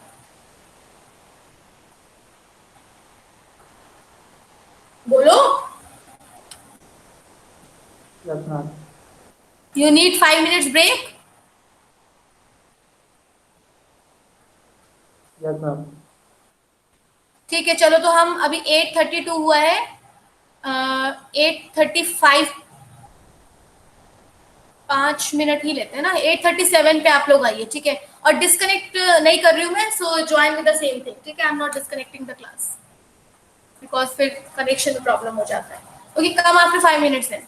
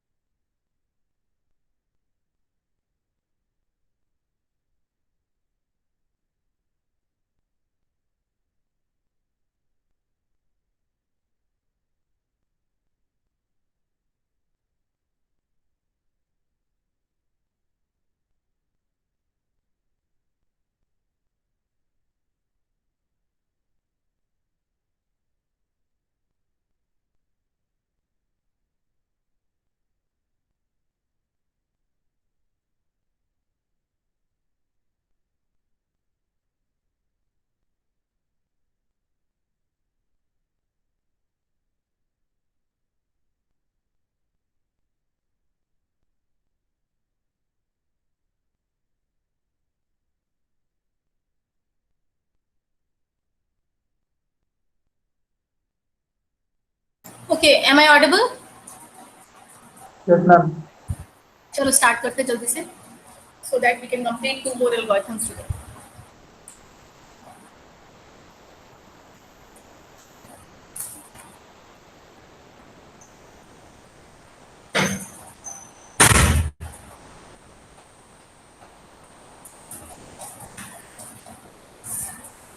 Okay, fine. So next we are moving to longest job first. This is the fourth type of algorithm. नहीं, हाँ fourth type. Okay, fine. तो इसमें क्या है, नाम से पता लग रहा है कि जिसका टाइम सबसे ज्यादा होगा जिस प्रोसेस का, उसको हम सबसे पहले शेड्यूल करने वाले हैं। ठीक है, लॉन्गेस्ट जॉब फर्स्ट है, दो तरीके से होगा, प्रीएम्प्टिव और नॉन प्रीएम्प्टिव मैनर में। तो पहले हम पढ़ रहे हैं उसका non pre-emptive manner, which is simple LJF, longest job first. Am I audible? Am I audible? Okay. So the criteria will be again burst time, because longest job जहाँ पर भी ये आ जाता है तो हम burst time के अकॉर्डिंग ही कर रहे हैं। Next is mode is non pre-emptive. पहले हम नॉन प्रीएम्प्टिव करेंगे, फिर इसका प्रीएम्प्टिव मैनर करेंगे, उसको हम बोलते हैं LRTF, longest remaining time first. तो पहले हम LJF कर लेते हैं। तो गैंट चार्ट बनाती हूँ।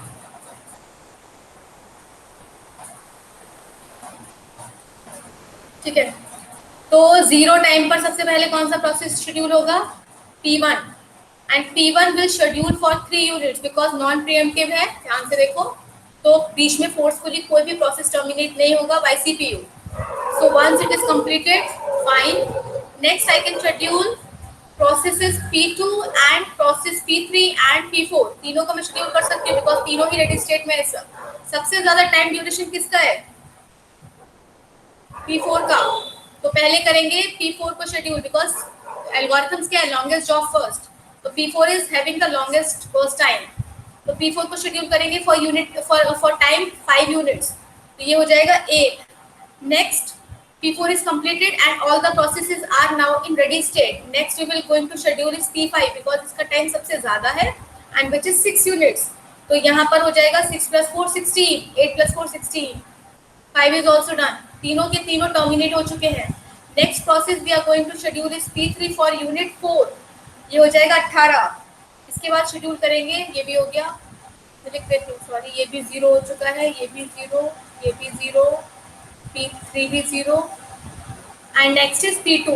P2 will be scheduled for unit time 2 which is 20। सारे के सारे शेड्यूल हो चुके हैं in the way longest job first. Completion time, जल्दी से मुझे उसका टर्न अराउंड टाइम और वेटिंग एवरेज वेटिंग टाइम और एवरेज टर्न अराउंड टाइम बताओ आंसर। 3, 20, 18, 8 और 14। टर्न अराउंड टाइम हो जाएगा 3,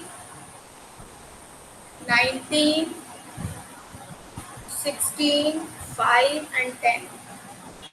So what is the average turnaround time, guys? बताइए students. 0, 17, 12, 0 and 4। What is the waiting time average? तो ये इसका सम आ जाएगा 53। मैं आंसर लिख रही हूँ। किसी को इसमें कोई डाउट तो नहीं है ना? क्योंकि इसमें कुछ ज्यादा नया तो मैंने किया नहीं है, सिंपल बस हमने जॉब्स को उनके मैक्सिमम ड्यूरेशन के अकॉर्डिंग, मैक्सिमम बर्स्ट टाइम के अकॉर्डिंग नॉन प्रीएम्प्टिव मैनर में शेड्यूल किया, इसके अलावा कुछ नहीं किया। और टोटल वेटिंग टाइम आ रहा है 33। तो एवरेज टर्न अराउंड टाइम की अगर बात करते हैं तो it is going to be 53/5 and average waiting time is coming to be 33/5। ठीक है, और अगर किसी भी दो प्रोसेसेस का बर्स्ट टाइम मैच कर जाता है तो हमको पता है कि हमें वो प्रोसेस को पहले शेड्यूल करना है जिसका अराइवल टाइम कम है। ठीक है, is it clear to everyone? से यस और नो फास्ट।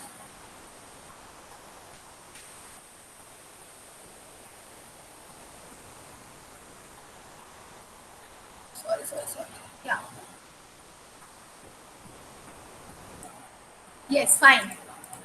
नेक्स्ट है आपका, अब इसके एडवांटेजेस क्या है, मतलब हम एक तो टाइम भी सबसे पहले उस प्रोसेस को शेड्यूल करें जिसका लॉन्गेस्ट है। तो इसका एडवांटेजेस क्या है कि no processes end complete until the longest job also reaches completion. इस केस में क्या होगा, जब आप लॉन्गेस्ट टाइम वाले प्रोसेसेस को सबसे पहले शेड्यूल करोगे तो उसका बेनिफिट क्या है कि सारे प्रोसेसेस अप्रोक्सीमेटली सेम टाइम पे खत्म होंगे, सेम टाइम पे खत्म होंगे। मतलब जिसका प्रोसेस का टाइम सबसे ज्यादा भी होगा, मैक्सिमम भी होगा, वो भी उन्हीं प्रोसेसेस के साथ कंप्लीट होगा जिसका प्रोसेस का टाइम सबसे कम होगा। ठीक है, so no process can complete until the longest job also reaches its completion. And next is कि सारे के सारे प्रोसेसेस अप्रोक्सीमेटली सेम टाइम पे फिनिश करेंगे। डिसएडवांटेज क्या है भाई, पता ही है डिसएडवांटेज क्या है। एक तो वेटिंग टाइम हाई हो जाएगा, एवरेज टर्नअराउंड टाइम हाई हो जाएगा, ये तो हमको पता ही है। नेक्स्ट है हमारा स्मॉलर बर्स्ट टाइम वाले जो प्रोसेसेस है उनको स्टार्वेशन के उसमें जा सकते हैं। वो हो सकता है बहुत कभी एग्जीक्यूट ही ना हो पाए, जैसे जैसे ज्यादा टाइम वाले प्रोसेस आते रहेंगे सीपीयू उसमें इन्वॉल्व रहेगा, तो इसकी वजह से जिसका टाइम कम है हो सकता है वो प्रोसेस शेड्यूल ही ना हो पाए। कॉन्वो इफेक्ट इसको भी हो सकता है, this may also lead to convoy effect, क्योंकि एवरेज वेटिंग टाइम और टर्न अराउंड टाइम बढ़ रहा है ना, and this leads to convoy effect. It may happen that the short process will never get execute. This is also very important. वही मैंने बोला अभी, ऐसा हो सकता है कि जिसका एग्जीक्यूशन टाइम कम है वो प्रोसेस कभी एग्जीक्यूट ही ना हो, इसमें happen. It reduces the processing speed. Definitely अगर कोई बहुत टाइम वाला, बहुत घंटों वाला प्रोसेस को शेड्यूल किए जा रहे हो तो उसकी वजह से क्या होगा, प्रोसेसिंग स्पीड क्या हो जाएगी, रिड्यूस हो जाएगी, एफिशिएंसी कम हो जाएगी और सीपीयू का यूटिलाइजेशन भी कम हो जाएगा, थ्रूपुट भी कम हो जाएगा। ठीक है, नेक्स्ट अब इसके बाद आता है लॉन्गेस्ट रिमेनिंग टाइम फर्स्ट। उसी का प्रीएम्प्टिव मैनर है, उसी का प्रीएम्प्टिव मोड है जो हमने अभी पढ़ा था। जल्दी फटाफट से इसको मैं करूंगी क्योंकि इसमें कोई ज्यादा चेंजेस नहीं है। आप ऑलरेडी एसआरटीएफ पढ़ चुके हो, तो you can also find the LRTF. Preemptive manner है इसका ये। जीरो पे मुझे कोई बताएगा कोई प्रोसेस आ रहा है क्या?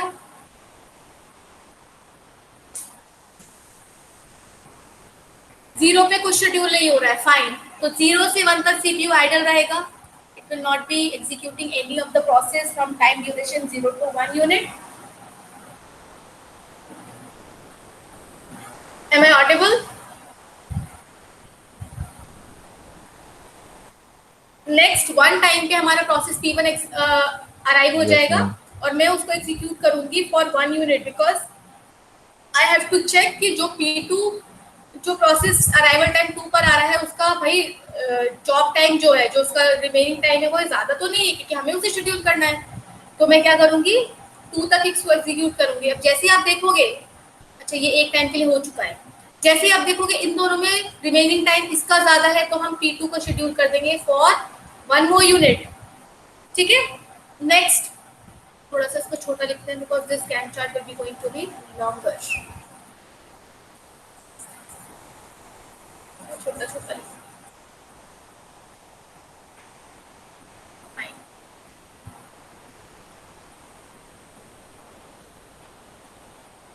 चलिए, 0 से 1 आइडल है सीपीयू, बता चुकी हूँ। इसके बाद मैंने P1 को शेड्यूल किया फॉर 1 यूनिट, P2 को शेड्यूल किया for 1 more unit, going to be 3। अब देखिए P3 भी आ चुका है रेडी क्यू में, and now I am going to execute P3 for 1 more unit, because 4 पर मेरा एक और प्रोसेस है जिसका अराइवल टाइम है 4, इज गोइंग टू बी 5। अब आप देख सकते हैं कि P4 मतलब 4 पर हमारे सारे के सारे प्रोसेसेस रेडी क्यू में। अब मुझे देखना है किसका लॉन्गेस्ट रिमेनिंग टाइम फर्स्ट, किसका रिमेनिंग टाइम सबसे ज्यादा है, which is going to be P4। अब क्या मैं इसको ऐसे एग्जीक्यूट कर सकती हूँ, सॉरी क्या मैं इसको ऐसे एग्जीक्यूट कर सकती हूँ गाइस?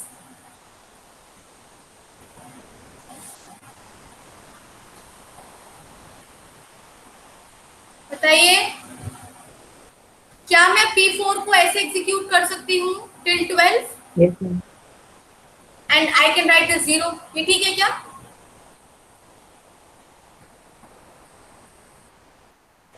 Yes, ma'am. ये ठीक क्यों है, जरा कोई बताएगा मुझे? ये ठीक Because मैम इसका बेटा, burst इसका time बर्स्ट टाइम भले ही ज्यादा है, लेकिन जब आप इसका बर्स्ट टाइम अगर फॉर प्रीएम्प्टिव तो है, प्रीएम्प्टिव है, दैट्स आल्सो करेक्ट, ये प्रीएम्प्टिव है। तो प्रीएम्प्टिव में पहली बात तो हमें चेक करना पड़ेगा कि किसी टाइम पे ऐसा तो नहीं है कि इन दोनों का बर्स्ट टाइम सेम हो जाए। कभी ना कभी तो ये 5 होगा ना, होगा कि नहीं? और हो सकता है कभी ना कभी ये 4 भी होगा। तो जब ये 4 होगा तो इसको तो शेड्यूल करने का मतलब ही नहीं है, बिकॉज इससे ज्यादा टाइम वाला प्रोसेस है मेरे पास। समझ में आ रहा है? तो लॉन्गेस्ट रिमेनिंग टाइम फर्स्ट में हर बार आपको चेक करना है कि सारे के सारे प्रोसेसेस में सबसे ज्यादा बर्स्ट टाइम किस प्रोसेस का है, because there will be a movement, कभी ना कभी ऐसा होगा जब ये वाले जो जिसका बर्स्ट टाइम सबसे ज्यादा था ना पहले, कभी ना कभी ऐसा होगा कि उस प्रोसेस का बर्स्ट टाइम पुराने वाले जो प्रोसेसेस हैं जो शेड्यूल नहीं हुए हैं उनसे कम होगा। देखो फॉर एग्जाम्पल अगर मैं इसे कर देती हूँ, आपने कहा 8 तक कर देती हूँ, ठीक है, तो मैंने इसको पूरे पूरे एग्जीक्यूट कर दिया, लेकिन सम टाइम तो ऐसा हुआ है ना कि इसका बर्स्ट टाइम जो था, किसका burst time, let's wait, it's not working properly. Okay, fine, I'm writing once again.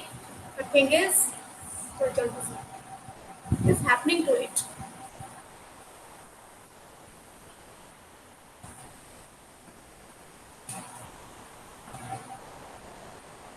Okay. हाँ जी, ठीक है। तो कभी ना कभी तो ऐसा होगा जब इस प्रोसेस का बर्स्ट टाइम जो होगा वो 4 होगा और इसका पहले 5 था, तो ये कंडीशन हमें नहीं लानी। That's why we will check again and again कि किसका बर्स्ट टाइम सबसे ज्यादा है और हम उसी को शेड्यूल करेंगे। चलो जल्दी से मैं आपको ये करके दिखा देती हूँ। 0 से 1 फिर से मैं जल्दी इसको बना लेती हूँ जो हमने कर लिया है। एंड इसके बाद मेरा P1 आया है फॉर यूनिट टाइम 1, फिर मेरा P2 आया है फॉर 1 मोर यूनिट, फिर P3 आया है फॉर 1 मोर यूनिट, फिर P4 आया है फॉर 1 मोर यूनिट। तो मैं इसको सिर्फ 1 यूनिट करूंगी। अब एक चीज आप देख सकते हो कि 5 तक जब तक ये रहेगा, जब तक ये 5 रहेगा, जब तक ये 5 नहीं हो जाता 7 से, तब तक इसका बर्स्ट टाइम सबसे ज्यादा रहेगा। आप देख पा रहे हो ना, क्योंकि सारे प्रोसेस अब रेडी स्टेट में आप इजीली उनका बर्स्ट टाइम देख पा रहे हो। तो अब क्या करेंगे हम, अब 5 तक जब तक इसका बर्स्ट टाइम 4 प्रोसेस का बर्स्ट टाइम 5 नहीं हो जाता तब तक हम इसको शेड्यूल कर सकते हैं, बिकॉज जब इसका बर्स्ट टाइम 4 होगा तब प्रॉब्लम अराइज होगा। ठीक है, तो आप इसको कहाँ तक शेड्यूल कर सकते हो, जब तक ये 5 हो जाता है। चलो करो इसको फिर। तो मैं आपको यहाँ तो एक एक यूनिट करके दिखा रही हूँ, फिर आप इसको एक साथ मर्ज करके देख लेना। फिर से मैंने P4 को शेड्यूल किया for 1 more unit, that is 6। फिर से मैं P4 को शेड्यूल करूंगी for 1 more unit, that comes to be 7। अब देखो, अब इन दोनों का बर्स्ट टाइम सेम हो चुका है। Now I will schedule the process P3 क्योंकि उसका अराइवल टाइम कम है। ठीक है, तो मैं इसको करूंगी 1 यूनिट के लिए। जैसे ही आप इसको 1 यूनिट के लिए शेड्यूल करोगे, अब फिर से आपने देखा कि भाई प्रोसेस P4 का बर्स्ट टाइम ज्यादा हो गया, तो अब हम फिर से प्रोसेस P4 को शेड्यूल करेंगे। It is going to be 4। यही होता रहेगा बार बार। इसीलिए जो लॉन्गेस्ट रिमेनिंग टाइम फर्स्ट है उसमें हमें हर बार चेक करना है कि what is the remaining time for all the processes. Next हमने किया 9 से 10 P5 शेड्यूल, नहीं 9 से 10 करने हैं हमें P3 शेड्यूल, सॉरी। अब इसके बाद मैंने शेड्यूल किया, ये है 3, ध्यान से लिखना है इसको, ये है P3। ठीक है, नेक्स्ट मैंने 10 पे शेड्यूल किया अपना P4 को for 1 more unit, that is going to be 11। अब देखो आप, अब 3 ऐसे प्रोसेसेस हैं जिसका बर्स्ट टाइम है 3। अब मैं कौन सा प्रोसेस शेड्यूल करूंगी, जल्दी बताओ। P2. P2, very good. P2 for 1 unit and it is going to be 2। अब मैं कौन सा शेड्यूल करूंगी, P3 for 1 more unit, that is going to be 2। Now I will schedule P4 for 1 more unit, that is going to be 2। अब फिर से कौन सा शेड्यूल करेंगे, P2 for 1 more unit, that is going to be 1। इसके बाद मैं यहाँ लिख रही हूँ, इसके बाद हम करेंगे P3 for 1 more unit and it is going to be 1। इसके बाद मैं शेड्यूल करूंगी P4 for 1 more unit, it is going to be 1। अब देखो सारे प्रोसेस का बर्स्ट टाइम क्या है, 1। बताओ कैसे शेड्यूल करना है। P1 से P1, P2, P3, P4, correct. 18, 19, 20 और ये 21। समझ में आ गया सबको कि कैसे शेड्यूल करना है in remaining time, longest remaining time first. Completion time बताओ P1 का 18, P2 का 19, P3 का 20 एंड P4 का 21। ठीक है, टर्न अराउंड टाइम लिख लेते हैं फटाफट से। 17, 17, 17 एंड 17 सेम है, देखो सबका turn around time, and this is coming to be 68। Waiting time क्या है? 15, 13, 11 और 9।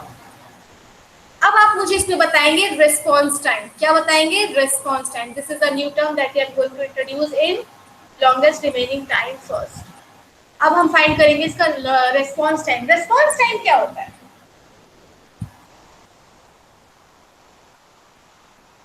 प्रोसेस कब अराइव हुआ और कब उसको सीपीयू मिला सबसे पहली बार, उनका डिफरेंस समझ में आ रहा है?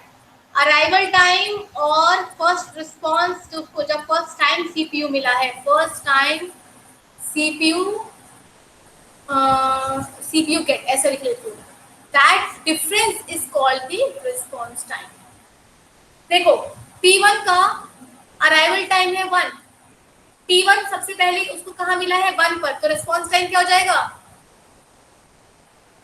0। नेक्स्ट है आपका P2। P2 का अराइवल टाइम क्या है? 2। P2 को सबसे पहले सीपीयू कब मिला है? 2 पे, रिस्पॉन्स टाइम हो जाएगा 0। थर्ड देखो, P3 का अराइवल टाइम है फर्स्ट 3। सबसे पहले बार उसको कब सीपीयू मिला है? 3। M I audible? Yes, हाँ, तो ma'am. इसका रिस्पॉन्स टाइम क्या हो जाएगा? 0। P4 का भी देखो, P4 को सबसे पहले सीपीयू मिला है 4, अराइवल टाइम है 4, तो रिस्पॉन्स टाइम हो जाएगा 0। तो जो एवरेज रिस्पॉन्स टाइम होता है in the case of longest remaining time first, it will B minimum. क्योंकि हम क्या कर रहे हैं? हम प्रोसेसेस को, सारे प्रोसेस को, चाहे वो ज्यादा टाइम का है, उसको शेड्यूल कर रहे हैं। दैट्स व्हाई रिस्पॉन्स जो होगा, रिस्पॉन्स टाइम क्या होगा? वो कम होगा। ठीक है, अब हर केस में होगा या नहीं होगा, ये आप लोग मुझे सर्च करके बताओ। क्या हर केस में ऐसा होगा? मैं you people will be going to search. ये क्वेश्चन है LRTF पे, सॉल्व करो जल्दी फटाफट। क्वेश्चन पढ़ूं मैं, आप लोग पढ़ लेंगे। LRTF पे क्वेश्चन आया है 2006 में। मैं ये सॉल्व करके दिखाती हूँ क्योंकि ये थोड़ा सा अलग एल्गोरिथम था, सो दैट आपको कंफ्यूजन ना हो। Process ID, arrival time, burst time. Process ID है P0, P1, P2। ठीक है, अराइवल टाइम देखो, all process arrive at time 0। Burst time क्या है? 2, 4 एंड 8। ये देखा है ना with compute time, burst 2, 4, 8। Consider the longest remaining time first schedule algorithm. In LRTF ties are broken by giving priority to the process with the lowest process ID. वही कि अगर burst time पे time होता है तो हम average arrival time को consider करेंगे। ठीक है, सॉरी, किसको कंसीडर करेंगे? लोएस्ट प्रोसेस आईडी को, मतलब 0, 1, 2 को कंसीडर करेंगे अगर हमारा फर्स्ट टाइम में टाइम होता है। अब ये कंडीशन दी है तो उससे आपको पता लग गया होगा कि डेफिनेटली टाइम होने वाला है, और हमें निकालना है average turn around time. Find करो। 0 पे सारे के सारे प्रोसेस आ गए, तो सबसे पहले कौन सा प्रोसेस शेड्यूल कर दूं जिसका टाइम सबसे ज्यादा हो, which is P2। Process ID P2 schedule कर दिया। कितने यूनिट के लिए इसको कर सकते हैं एक साथ गाइस? स्टूडेंट्स बताइए, कितने यूनिट के लिए इसको एक साथ शेड्यूल कर सकती हूँ?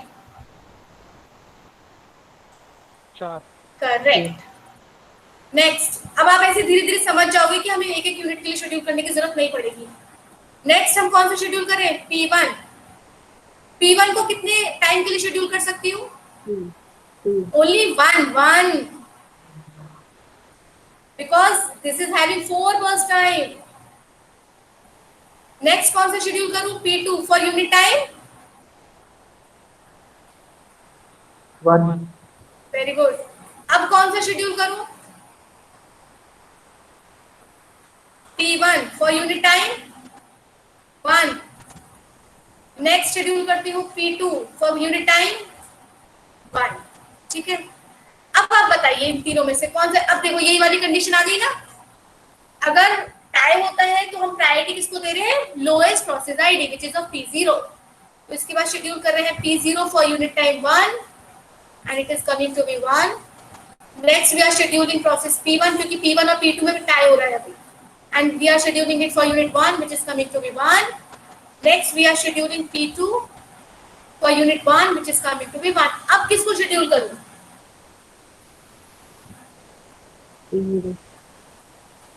P0 एक टर्म टाइम के लिए, P1 for 1 unit and P3 for 1 unit which is 14.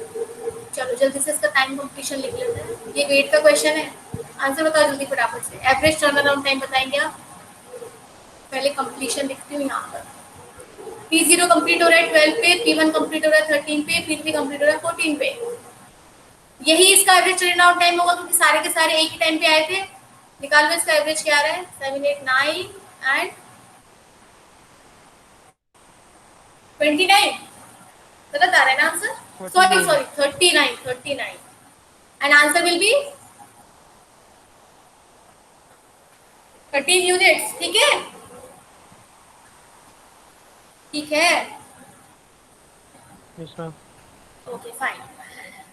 Last में आज लास्ट टॉपिक ये है राउंड रॉबिन एल्गोरिथम. मैं सिर्फ एल्गोरिथम आज बताऊंगी, क्वेश्चन नहीं करेंगे. ठीक है, राउंड रॉबिन एल्गोरिथम हमने अभी तक HCFS, मैं इसके क्वेश्चंस को एक्सपेक्ट करती हूँ कि आप इन सब के क्वेश्चंस गेट के खुद ही कर लेना.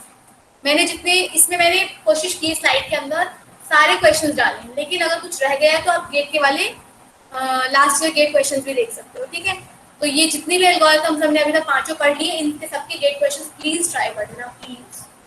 Next we are going to round robin which is very important and very efficient, you can say efficient algorithm for CPU schedule. ठीक है, क्या करना होता है देखो. क्राइटेरिया क्या है? क्राइटेरिया है टाइम क्वांटम या फिर उसको टाइम स्लाइस बोलते हैं, और यू कैन से अराइवल टाइम. मतलब अराइवल टाइम के बेसिस पर हम जैसे जैसे प्रोसेस आते हैं वैसे वैसे करते हैं, लेकिन for some time quantum Q, इतने ही ड्यूरेशन के लिए एक बार एक प्रोसेस को CPU मिलेगा. अब whatever Q is given that depends. Next mode obviously pre-emptive है बिकॉज प्रीएम्प्ट करना है, फोर्सफुली CPU से जाना है और शेड्यूल करना है. सारे प्रोसेसेस रेडी स्टेट में है. एक प्रोसेस को सेलेक्ट किया according to their arrival time, definitely we are taking the process according to arrival. That's why this particular algorithm is practically implemented also. क्योंकि इसमें burst time का concept नहीं है. We are not scheduling the processes according to their burst time. We are scheduling the process according to their arrival time, which is well known priorly. तो एक process को उसके according to arrival time select कर लो. अगर burst time अगर है 8 और क्वांटम टाइम दे रखा है 2, ठीक है, अगर ऐसा है तो उस पर्टिकुलर प्रोसेस को नहीं, अगर ऐसा है 2, लेस देन 2, अगर ये कंडीशन है, अगर कोई भी प्रोसेस का बर्स्ट टाइम हमारे क्वांटम टाइम से, जो मैंने टाइम स्लाइस गिवन स्लाइस हमारे CPU में फिक्स कर रखा है. आपने जब हमने वो पढ़ा था प्रोसेस स्टेट डायग्राम में, तो आप लोगों को याद होगा रेडी स्टेट और यहाँ रन स्टेट में ये तो ऐसे करके होती है शेड्यूलिंग, पर ऐसे करके प्रीएम्प्शन जो होता है वो होता है on the basis of time quantum या फिर प्रायोरिटी. याद है सबको? याद है? हम CPU से प्रोसेस को प्रीएम्प्ट करते हैं on the basis of whether it will be a priority और whether it will be based on the time quantum. तो हम क्या करते हैं, प्रोसेस को शेड्यूल प्रीएम्प्ट करते हैं CPU से. तो अगर ऐसी कंडीशन आ जाती है, इट मीन्स कि अगर यहाँ पर यस आ जाता है तो एग्जीक्यूट कर देंगे उस पर्टिकुलर प्रोसेस को उस बर्स्ट टाइम के लिए और प्रोसेस कंप्लीट हो जाएगा. ठीक है, and will move to termination. लेकिन अगर ऐसा नहीं होता है तो हम उस प्रोसेस को टाइम क्वांटम के लिए मतलब 2 यूनिट सिर्फ शेड्यूल करेंगे CPU, and again we will move to ready state. मतलब अगर मेरे बहुत सारे processes P1, P2, P3 ready state में हैं, तो पहले मैं P1 को CPU दूंगी किसी भी यूनिट के लिए. फॉर एग्जांपल मैंने Q की वैल्यू रखी है 1, तो मैं 1 यूनिट के लिए P1 को CPU दूंगी और इस P1 को फिर से रेडी स्टेट में डाल दूंगी सो दैट मतलब क्या हो रहा है, हम क्या कर रहे हैं, हमने बहुत सारे लोगों को बुलाया है, ठीक है, और जैसे जैसे जो जो लोग आए हैं उनको हमने बुलाया है, लेकिन हमने डिसाइड कर रखा है कि भाई सबको हम इक्वल टाइम देंगे। तो मैंने क्या डिसाइड किया है कि मैं सबकी एक एक प्रॉब्लम पहले सॉल्व करूँगी। अगर मेरे पास 50 स्टूडेंट्स आते हैं, आई हैव डिसाइडेड कि मैं एक बार में एक ही प्रॉब्लम सॉल्व करूंगी, तो मैंने पहले इस बच्चे को बुलाया जिसका जो सबसे पहले आया है, उसका मैंने एक प्रॉब्लम सॉल्व किया, उसको बोला तुम जाके लाइन में खड़े हो जाओ। फिर मेरा दूसरा बच्चा आया, उसका एक प्रॉब्लम सॉल्व किया, उसको बोला तुम भी जाके लाइन में खड़े हो जाओ। तीसरा बच्चा आया, उसने बोला मैम मेरी एक ही प्रॉब्लम है, मैंने उसको कहा ठीक है लाओ अपनी प्रॉब्लम दो, और उसको मैंने बोला तुम क्लास से बाहर चले जाओ। This is how round robin is working, this is how round robin is working, and we are using the circular queue for scheduling the processes in round robin fashion, ठीक है, क्योंकि सर्कुलरली हम काम कर रहे हैं। अगर किसी का एग्जीक्यूशन कंप्लीट नहीं हो रहा है, then we are asking that particular process to be in the line and wait for his own, अपने टाइम के लिए वो वेट करे कि उसका जब वक्त आएगा तब हम उसको दोबारा से बुलाएंगे, ठीक है। This is how round robin works, ठीक है। इससे फायदे क्या है, बताइए। राउंड रॉबिन साइक्लिक होती है, सो स्टार्वेशन नहीं होता है। Very important point and very important for GATE exam as well. Question आता है कौन कौन से एल्गोरिथम्स में स्टार्वेशन देखने को मिलता है, तो जब सारे एल्गोरिथम्स पढ़ लूंगी तब मैं आपको इसका चार्ट बताऊंगी, ठीक है। Round robin is variant of obviously first come first serve का ही एक एक्सटेंडेड फॉर्म है ये, है ना। कोई प्रायोरिटी नहीं है, कोई ऐसा नहीं है कि भाई हम मिनिस्टर के बच्चे तो हमारा क्वेश्चन पहले सॉल्व होगा, हम कॉलेज के डायरेक्टर के रिलेशन में आते तो हमारा पहले सॉल्व होगा, ऐसा कुछ नहीं है। So it is like no priority, everyone will get chance and that particular process will schedule for some time and that time is your time quantum, ठीक है। RR scheduling is also known as time slice scheduling, याद रखो इसको भी, this is also very important exam point of view से। एक number में कभी भी किसी भी कॉम्पिटिटिव एग्जाम में पूछा जा सकता है। एडवांटेज पता ही लग रही होंगे आप लोग को, हर प्रोसेस सर्व होता है सीपीयू पे एक फिक्स टाइम के लिए, इसीलिए प्रायोरिटी क्या है, सेम है हर प्रोसेस की, स्टार्वेशन नहीं होता है, ऑलरेडी टोल्ड यू, क्योंकि प्रोसेस साइक्लिक नेचर में शेड्यूल होते हैं।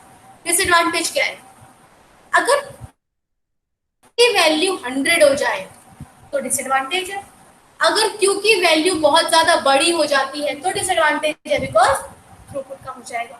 तो throughput depends on quantum time, ठीक है।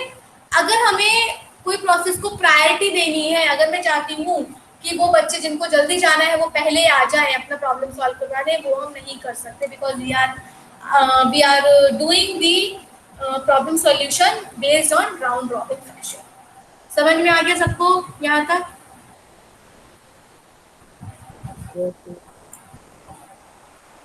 चलो नेक्स्ट अब है इसका, ये तो हो गया कि मेन की क्या होता है, राउंड रॉबिन क्या नहीं होता। एक क्वेश्चन कर लेते हैं फटाफट से, ज्यादा तो नहीं हो रहा आज के लिए।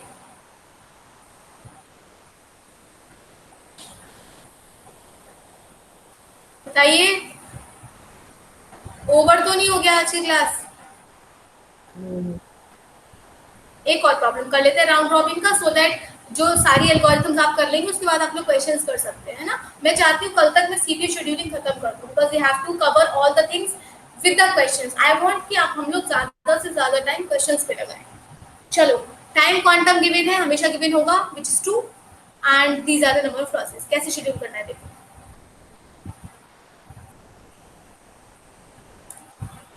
0 पहले कौन सा प्रोसेस आया है, P1 will execute for how much time?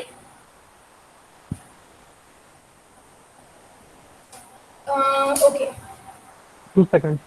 हाँ, 2 यूनिट्स के लिए होगा। हम यहाँ पर 2 यूनिट्स लिखेंगे क्योंकि मुझे यहाँ पर मिली सेकेंड्स नहीं पता है, ठीक है। तो P1 will execute for 2 units and the burst time will going to be 2। अब P1 को मैंने, जब मेरा अराइवल टाइम था 0, तो मैंने P1 को शेड्यूल किया था। जैसे ही टाइम 2 आया, इसके बाद कौन कौन से प्रोसेस रेडी क्यू में आ चुके हैं, सॉरी P2 एंड P3। अच्छे से लिख लो थोड़ा सा ताकि आपको क्लियर रहे ये चीज।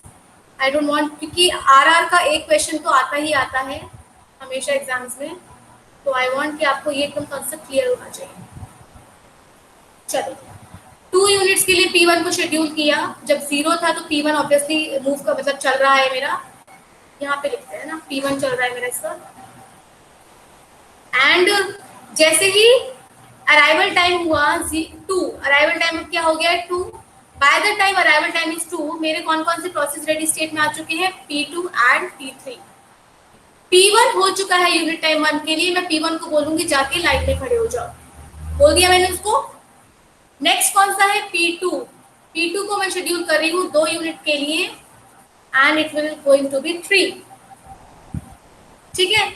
नेक्स्ट P2 का अभी कंप्लीशन नहीं हुआ है तो मैंने P2 को भी बोल दिया भाई जाके लाइन में खड़े हो जाओ। फिर मैंने क्या किया, P3 को शेड्यूल किया, सीपीयू दिया for unit time 2 and it is going to be 0। क्या P3 को लाइन में खड़े होने के लिए बोलना है? नो। ये कंप्लीट हो चुका है, इसको नहीं बोलना है। 6 टाइम पे कौन कौन से प्रोसेस लाइन में आ चुके हैं, P4 भी आ चुका है, P5 भी आ चुका है, P6 भी आ चुका है, correct? Correct? Yes ma'am. Yes ma'am. अब कौन सा शेड्यूल कर दे, P1, क्योंकि P1 क्यू में है भाई, यहाँ पर ये रेडी क्यू में वेट कर रहा है, इसको 2 टाइम के लिए और शेड्यूल कर देते हैं, ये हो जाएगा 0। क्या P1 को दोबारा भेजूं? नहीं, बिकॉज इसका टाइम तो हो चुका है, ये टर्मिनेट हो जाएगा।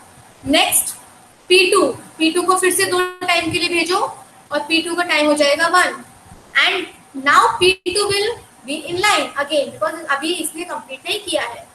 नेक्स्ट P4 को भेज दो, P4 हो जाएगा 12 एंड सॉरी 12 होगा कि 11 होगा, ये 11 होगा बिकॉज इसका फर्स्ट टाइम क्या है, less than equals to quantum time, तो ये हो जाएगा 0 और P2 को भी लाइन में नहीं भेजेंगे क्योंकि ये भी कंप्लीट करके टर्मिनेट हो चुका है।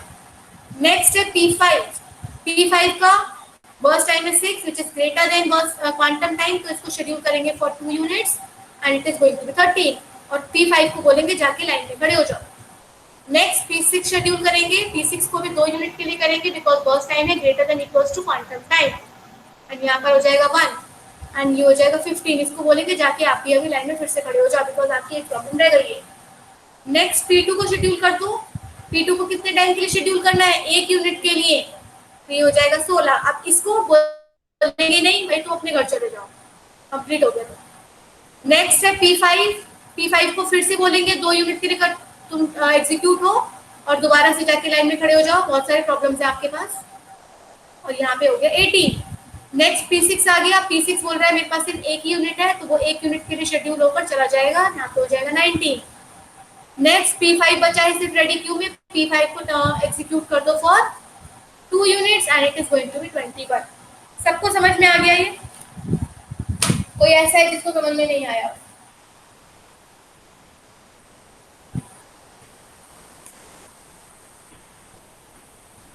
कोई ऐसा है?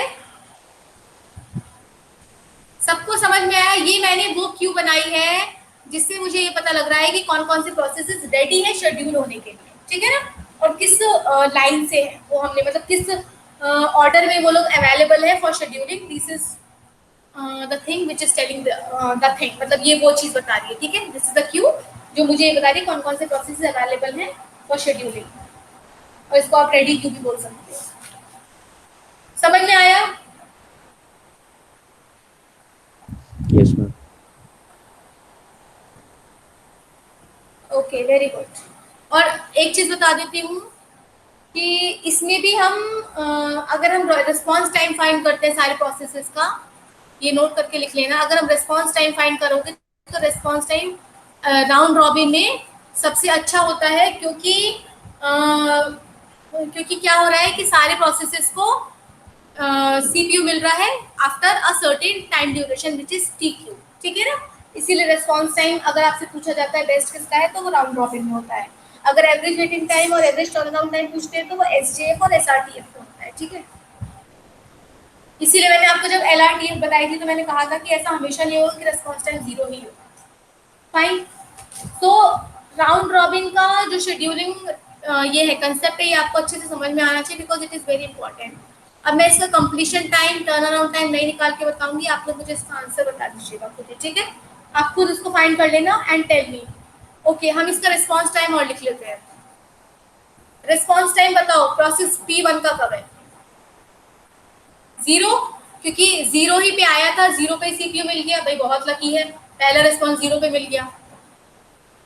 पी प्रोसेस सेकंड प्रोसेस का रिस्पॉन्स टाइम क्या है, 1 पे आया था, 2 पे इसको प्रोसेस मिला है, मतलब सीपीयू मिला है, तो रिस्पॉन्स टाइम क्या हो गया, 1 हो गया। सिमिलरली P3 का अराइवल टाइम है 2, सीपीयू मिला है 4 पर, तो प्रोसेस रिस्पॉन्स टाइम हो गया 3। सिमिलरली P4 को सीपीयू कब मिला है, 11 पे मिला है, आया कब था, कब आया था P4,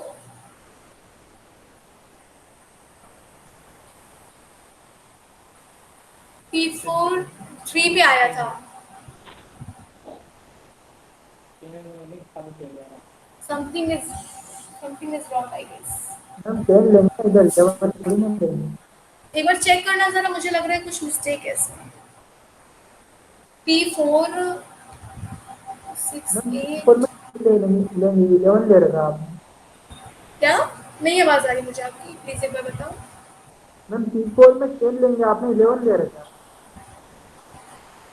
नहीं नहीं 11 ही लेंगे, क्योंकि P4 1 यूनिट के लिए चल रहा है ना सिर्फ, वो तो ठीक है।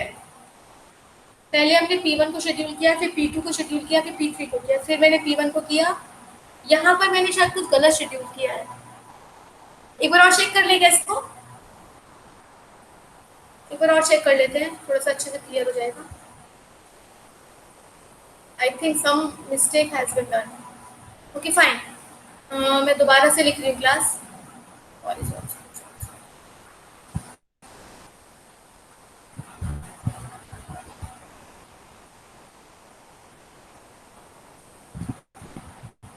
जीरो पे मेरा आ गया P1, ठीक है।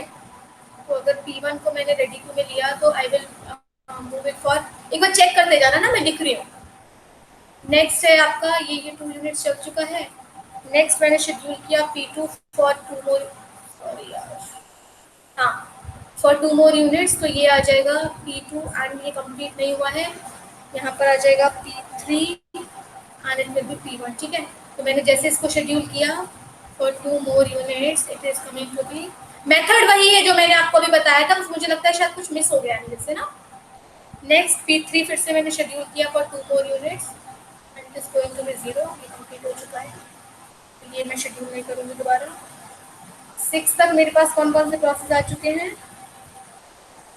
Okay this is the mistake I guess. Okay guys, हमने क्या गलती की थी, देखो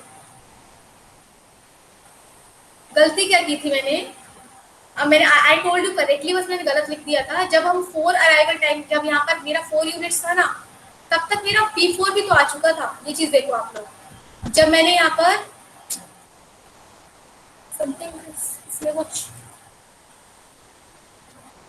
हाँ ठीक है चलो, तो जब मैंने ये किया था, क्या कहते हैं इसको, जब मेरा यूनिट टाइम 4 था यहाँ पर, तब मेरा P4 भी आ चुका था रेडी स्टेट में, ठीक है। तो यहाँ P1 के बाद P4 होगा, ना कि P2 होगा। इसके बाद मेरा P5 गलत हो रहा है, किसी को अगर प्रॉब्लम समझ आ रही है तो आप मुझे बता सकते हैं कि मैम यहाँ पर मिस्टेक। मैम P4 के बाद P5 भी तो आएगा। Okay very good very good very good, what's your name. P5 भी आएगा, स्वाति। हाँ Swati very good, because P5 का भी तो अराइवल टाइम 4 है ना, यही मिस्टेक हो रहा था मुझसे। नेक्स्ट हम कौन सा शेड्यूल करेंगे, P1 फॉर यूनिट टाइम 2, और यहाँ से इसको मैं कहाँ कर दूंगी फिर से, P6 या फिर P2।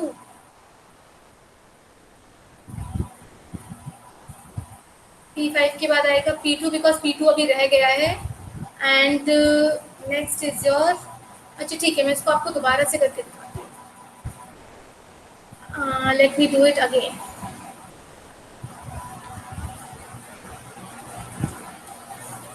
हम इसको दोबारा करते हैं, don't get confused.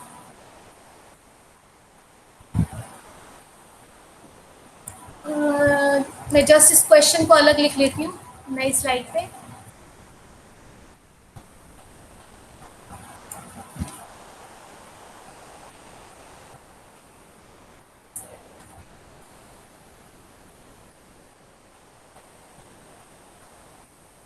I think कुछ कैलकुलेशन मिस्टेक हो रहा है। कंसेप्ट तो समझ में आ गया ना हम क्या करने वाले हैं? Yes ma'am. हाँ, तो अभी मैं इसको कैलकुलेशंस भी आपको करके दिखा देती हूँ। चलिए हम इसको दोबारा से करते हैं ना, सो डोंट गेट कंफ्यूज। मैं कंसेप्ट वाज करेक्ट बट मुझे लगता है कि हमने कुछ मिस कर दिया था। वो P5 and she was right. Fine. 0 पर मेरा है P1, ठीक है, रेडी क्यू में मैंने इसको शेड्यूल किया फॉर 2 यूनिट्स ऑफ टाइम। ये मेरा हो गया 2, ठीक है। जैसे ये 2 हुआ तब तक मेरा P2 आ चुका होगा रेडी क्यू में, एंड मैंने P1 को कंप्लीट किया है, तो P1 को मैं क्या करूंगी, P2 भी आ चुका होगा और P3 भी आ चुका होगा, क्योंकि इन दोनों का अराइवल टाइम क्या है, तीनों का 0, 1, 2, ठीक है। अब P1 को मैं 2 यूनिट्स के लिए चला रही हूँ, तो P1 मेरा अभी बाकी है, तो मैं इसको बाद में चलाऊंगी। फिर मैंने P2 को चलाया, P2 को मैं 4 तक जैसे ही चला रही हूँ, तो 4 तक मेरे ये दोनों प्रोसेस भी आ चुके हैं, which is P4 and P5, ठीक है। अब मैं इसके बाद शेड्यूल करूंगी, इसको मैंने 2 यूनिट कर लिया, तो यहाँ पर मेरा क्या आ जाएगा, P2। फिर मैं P3 को शेड्यूल करूंगी फॉर 2 मोर यूनिट्स, P3 को, and it is going to be 0, ठीक है। अब जैसे ही मैं P3 को शेड्यूल करूंगी 6 तक, तब तक मेरा P6 भी क्या आ जाएगा, रेडी क्यू में आ जाएगा, एंड P3 कंप्लीट हो चुका है, इसको इसलिए दोबारा शेड्यूल करने की जरूरत नहीं है, दोबारा इसको नहीं बोलेंगे यहाँ पे जाओ। फिर हम P1 को करेंगे, एक बार देखते जाना, ठीक है, कुछ गलती तो नहीं हो रही है। P1 को करेंगे for 2 units because quantum time is 2, तो यहाँ पर आ जाएगा 8। P2 भी P1 कंप्लीट हो चुका है। नेक्स्ट मैं P4 को करूंगी फॉर 1 यूनिट, बिकॉज यहाँ पर इसका बर्स्ट टाइम है 1, तो इसको मैं 1 यूनिट करूंगी, तो ये हो जाएगा 9। नेक्स्ट मैं किसको करूंगी, ये कंप्लीट हो चुका है P5 को। P5 को मैं करूंगी 2 यूनिट के लिए, it is going to be 11, और यहाँ इसको बोलेंगे लाइन में जाके खड़े हो। फिर मैं करूंगी P2 को schedule for 2 more units. P2 का देखो टाइम क्या है, 3 है, तो it is going to be 13, and इसको बोलेंगे जाके लाइन में खड़े हो जाओ। नेक्स्ट है P6 को शेड्यूल करूंगी, P6 को फिर से 2 मोर यूनिट्स के लिए करूंगी बिकॉज इसका फर्स्ट टाइम 3 है, एंड इट विल बी 15, और इसको बोलेंगे जाके फिर से लाइन में जाओ।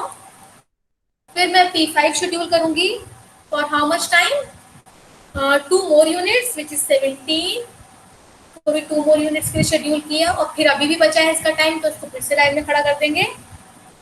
नेक्स्ट हम शेड्यूल करेंगे P2 को। P2 को कितने टाइम के लिए करना है, 1 टाइम के लिए करना है, 1 यूनिट के लिए, बिकॉज इसका बर्स्ट टाइम 1 बचा है, it is coming to be 0।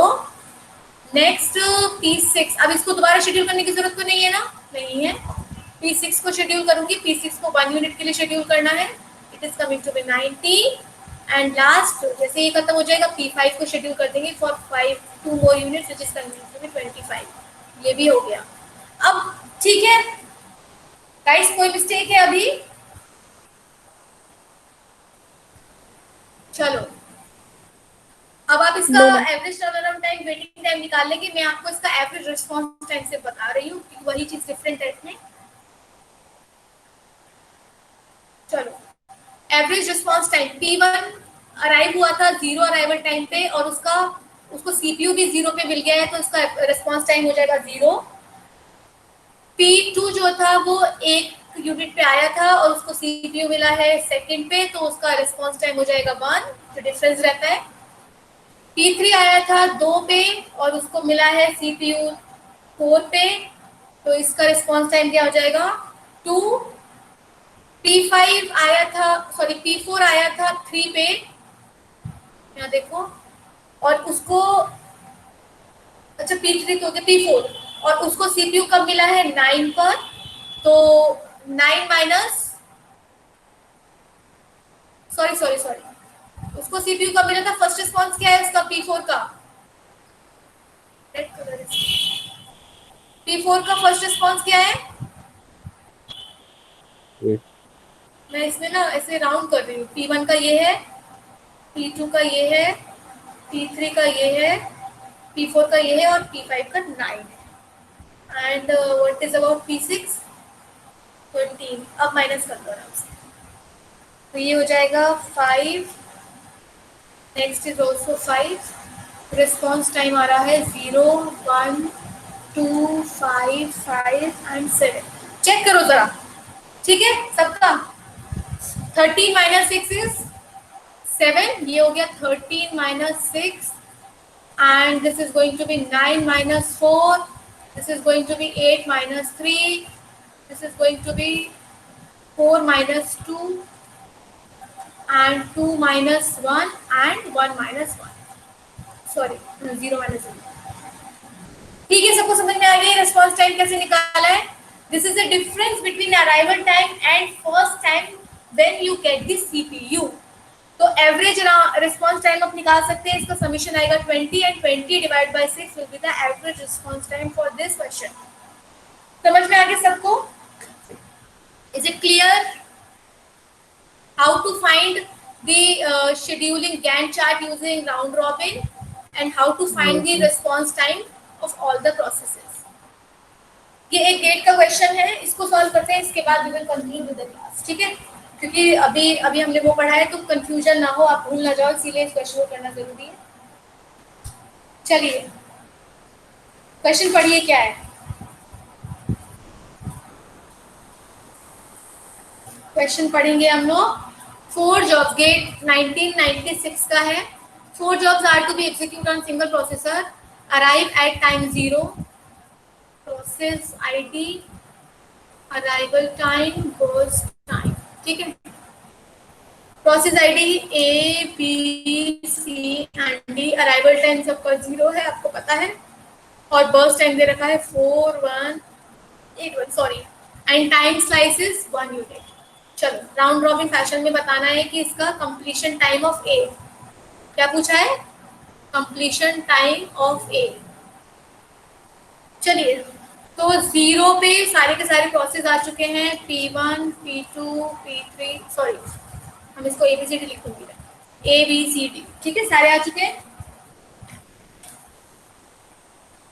तो बताइए पहला कौन सा एग्जीक्यूट होगा? A for how much unit, 1 unit, first time क्या हो जाएगा 3। समझ में आ रहा है? अभी A खत्म नहीं हुआ है तो A को यहाँ रख देंगे लास्ट टाइम मतलब जगह पे, लाइन में खड़ा करेंगे उसको। फिर B एग्जीक्यूट किया फॉर 1 यूनिट, 0 हो जाएगा, ठीक है? अब ये कंप्लीट हो चुका है, इसको नहीं कर बोलेंगे जाके लाइन में खड़े हो। C को एग्जीक्यूट करेंगे 1 यूनिट के लिए और C को बोल देंगे जाके लाइन में खड़े हो जाओ। फिर D को एग्जीक्यूट करेंगे 1 यूनिट के लिए और D का कंप्लीशन हो गया, इसको नहीं बोलेंगे कुछ भी। फिर A को फिर से खड़ा करेंगे फॉर 1 यूनिट, तो यहाँ 5 आ जाएगा, यहाँ A हो जाएगा। फिर C को फिर से एग्जीक्यूट करेंगे फॉर 1 यूनिट, ये हो जाएगा 6, और C को बोलेंगे दोबारा से लाइन में चले जाओ। फिर A को 1 यूनिट के लिए एग्जीक्यूट करेंगे 7, फिर A को बोलेंगे लाइन में जाओ। फिर C को एग्जीक्यूट करेंगे 1 यूनिट, फिर C को बोलेंगे लाइन में जाओ। फिर A को एग्जीक्यूट करेंगे फॉर 1 यूनिट। अब इसके बाद तो कुछ करने की जरूरत नहीं है ना, इसके बाद A भी खत्म हो चुका है, सिर्फ एक ही बचा है रेडी क्यू में। C को एग्जीक्यूट करेंगे जितना भी टाइम बचा है, मतलब 14, 9 + 4 14। तो कंप्लीशन टाइम ऑफ A क्या है?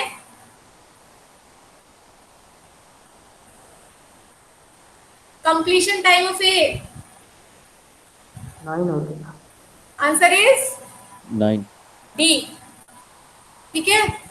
ये क्वेश्चन आप लोग खुद सॉल्व करें। कितना टाइम बचा है अभी? 3 more minutes आर देयर। इस क्वेश्चन को मैं नेक्स्ट क्लास में इसका आंसर पूछूंगा। ये क्वेश्चन भी NAT टाइप ही है for 2 marks with no negative marking, GATE में आएगा ये, ठीक है? इस तरीके के क्वेश्चन ही आते हैं। क्वेश्चन देख लो क्या है जल्दी से। अराइवल टाइम सारे प्रोसेसेस का 0 है। SJF और राउंड रॉबिन कंसिडर करना है एल्गोरिथम, एंड RR के लिए जो दिया है वो P1 P2 P3 इस तरीके से ऑर्डर है इसका, विद द प्रोसेस आईडी ही ऑर्डर है, ठीक है?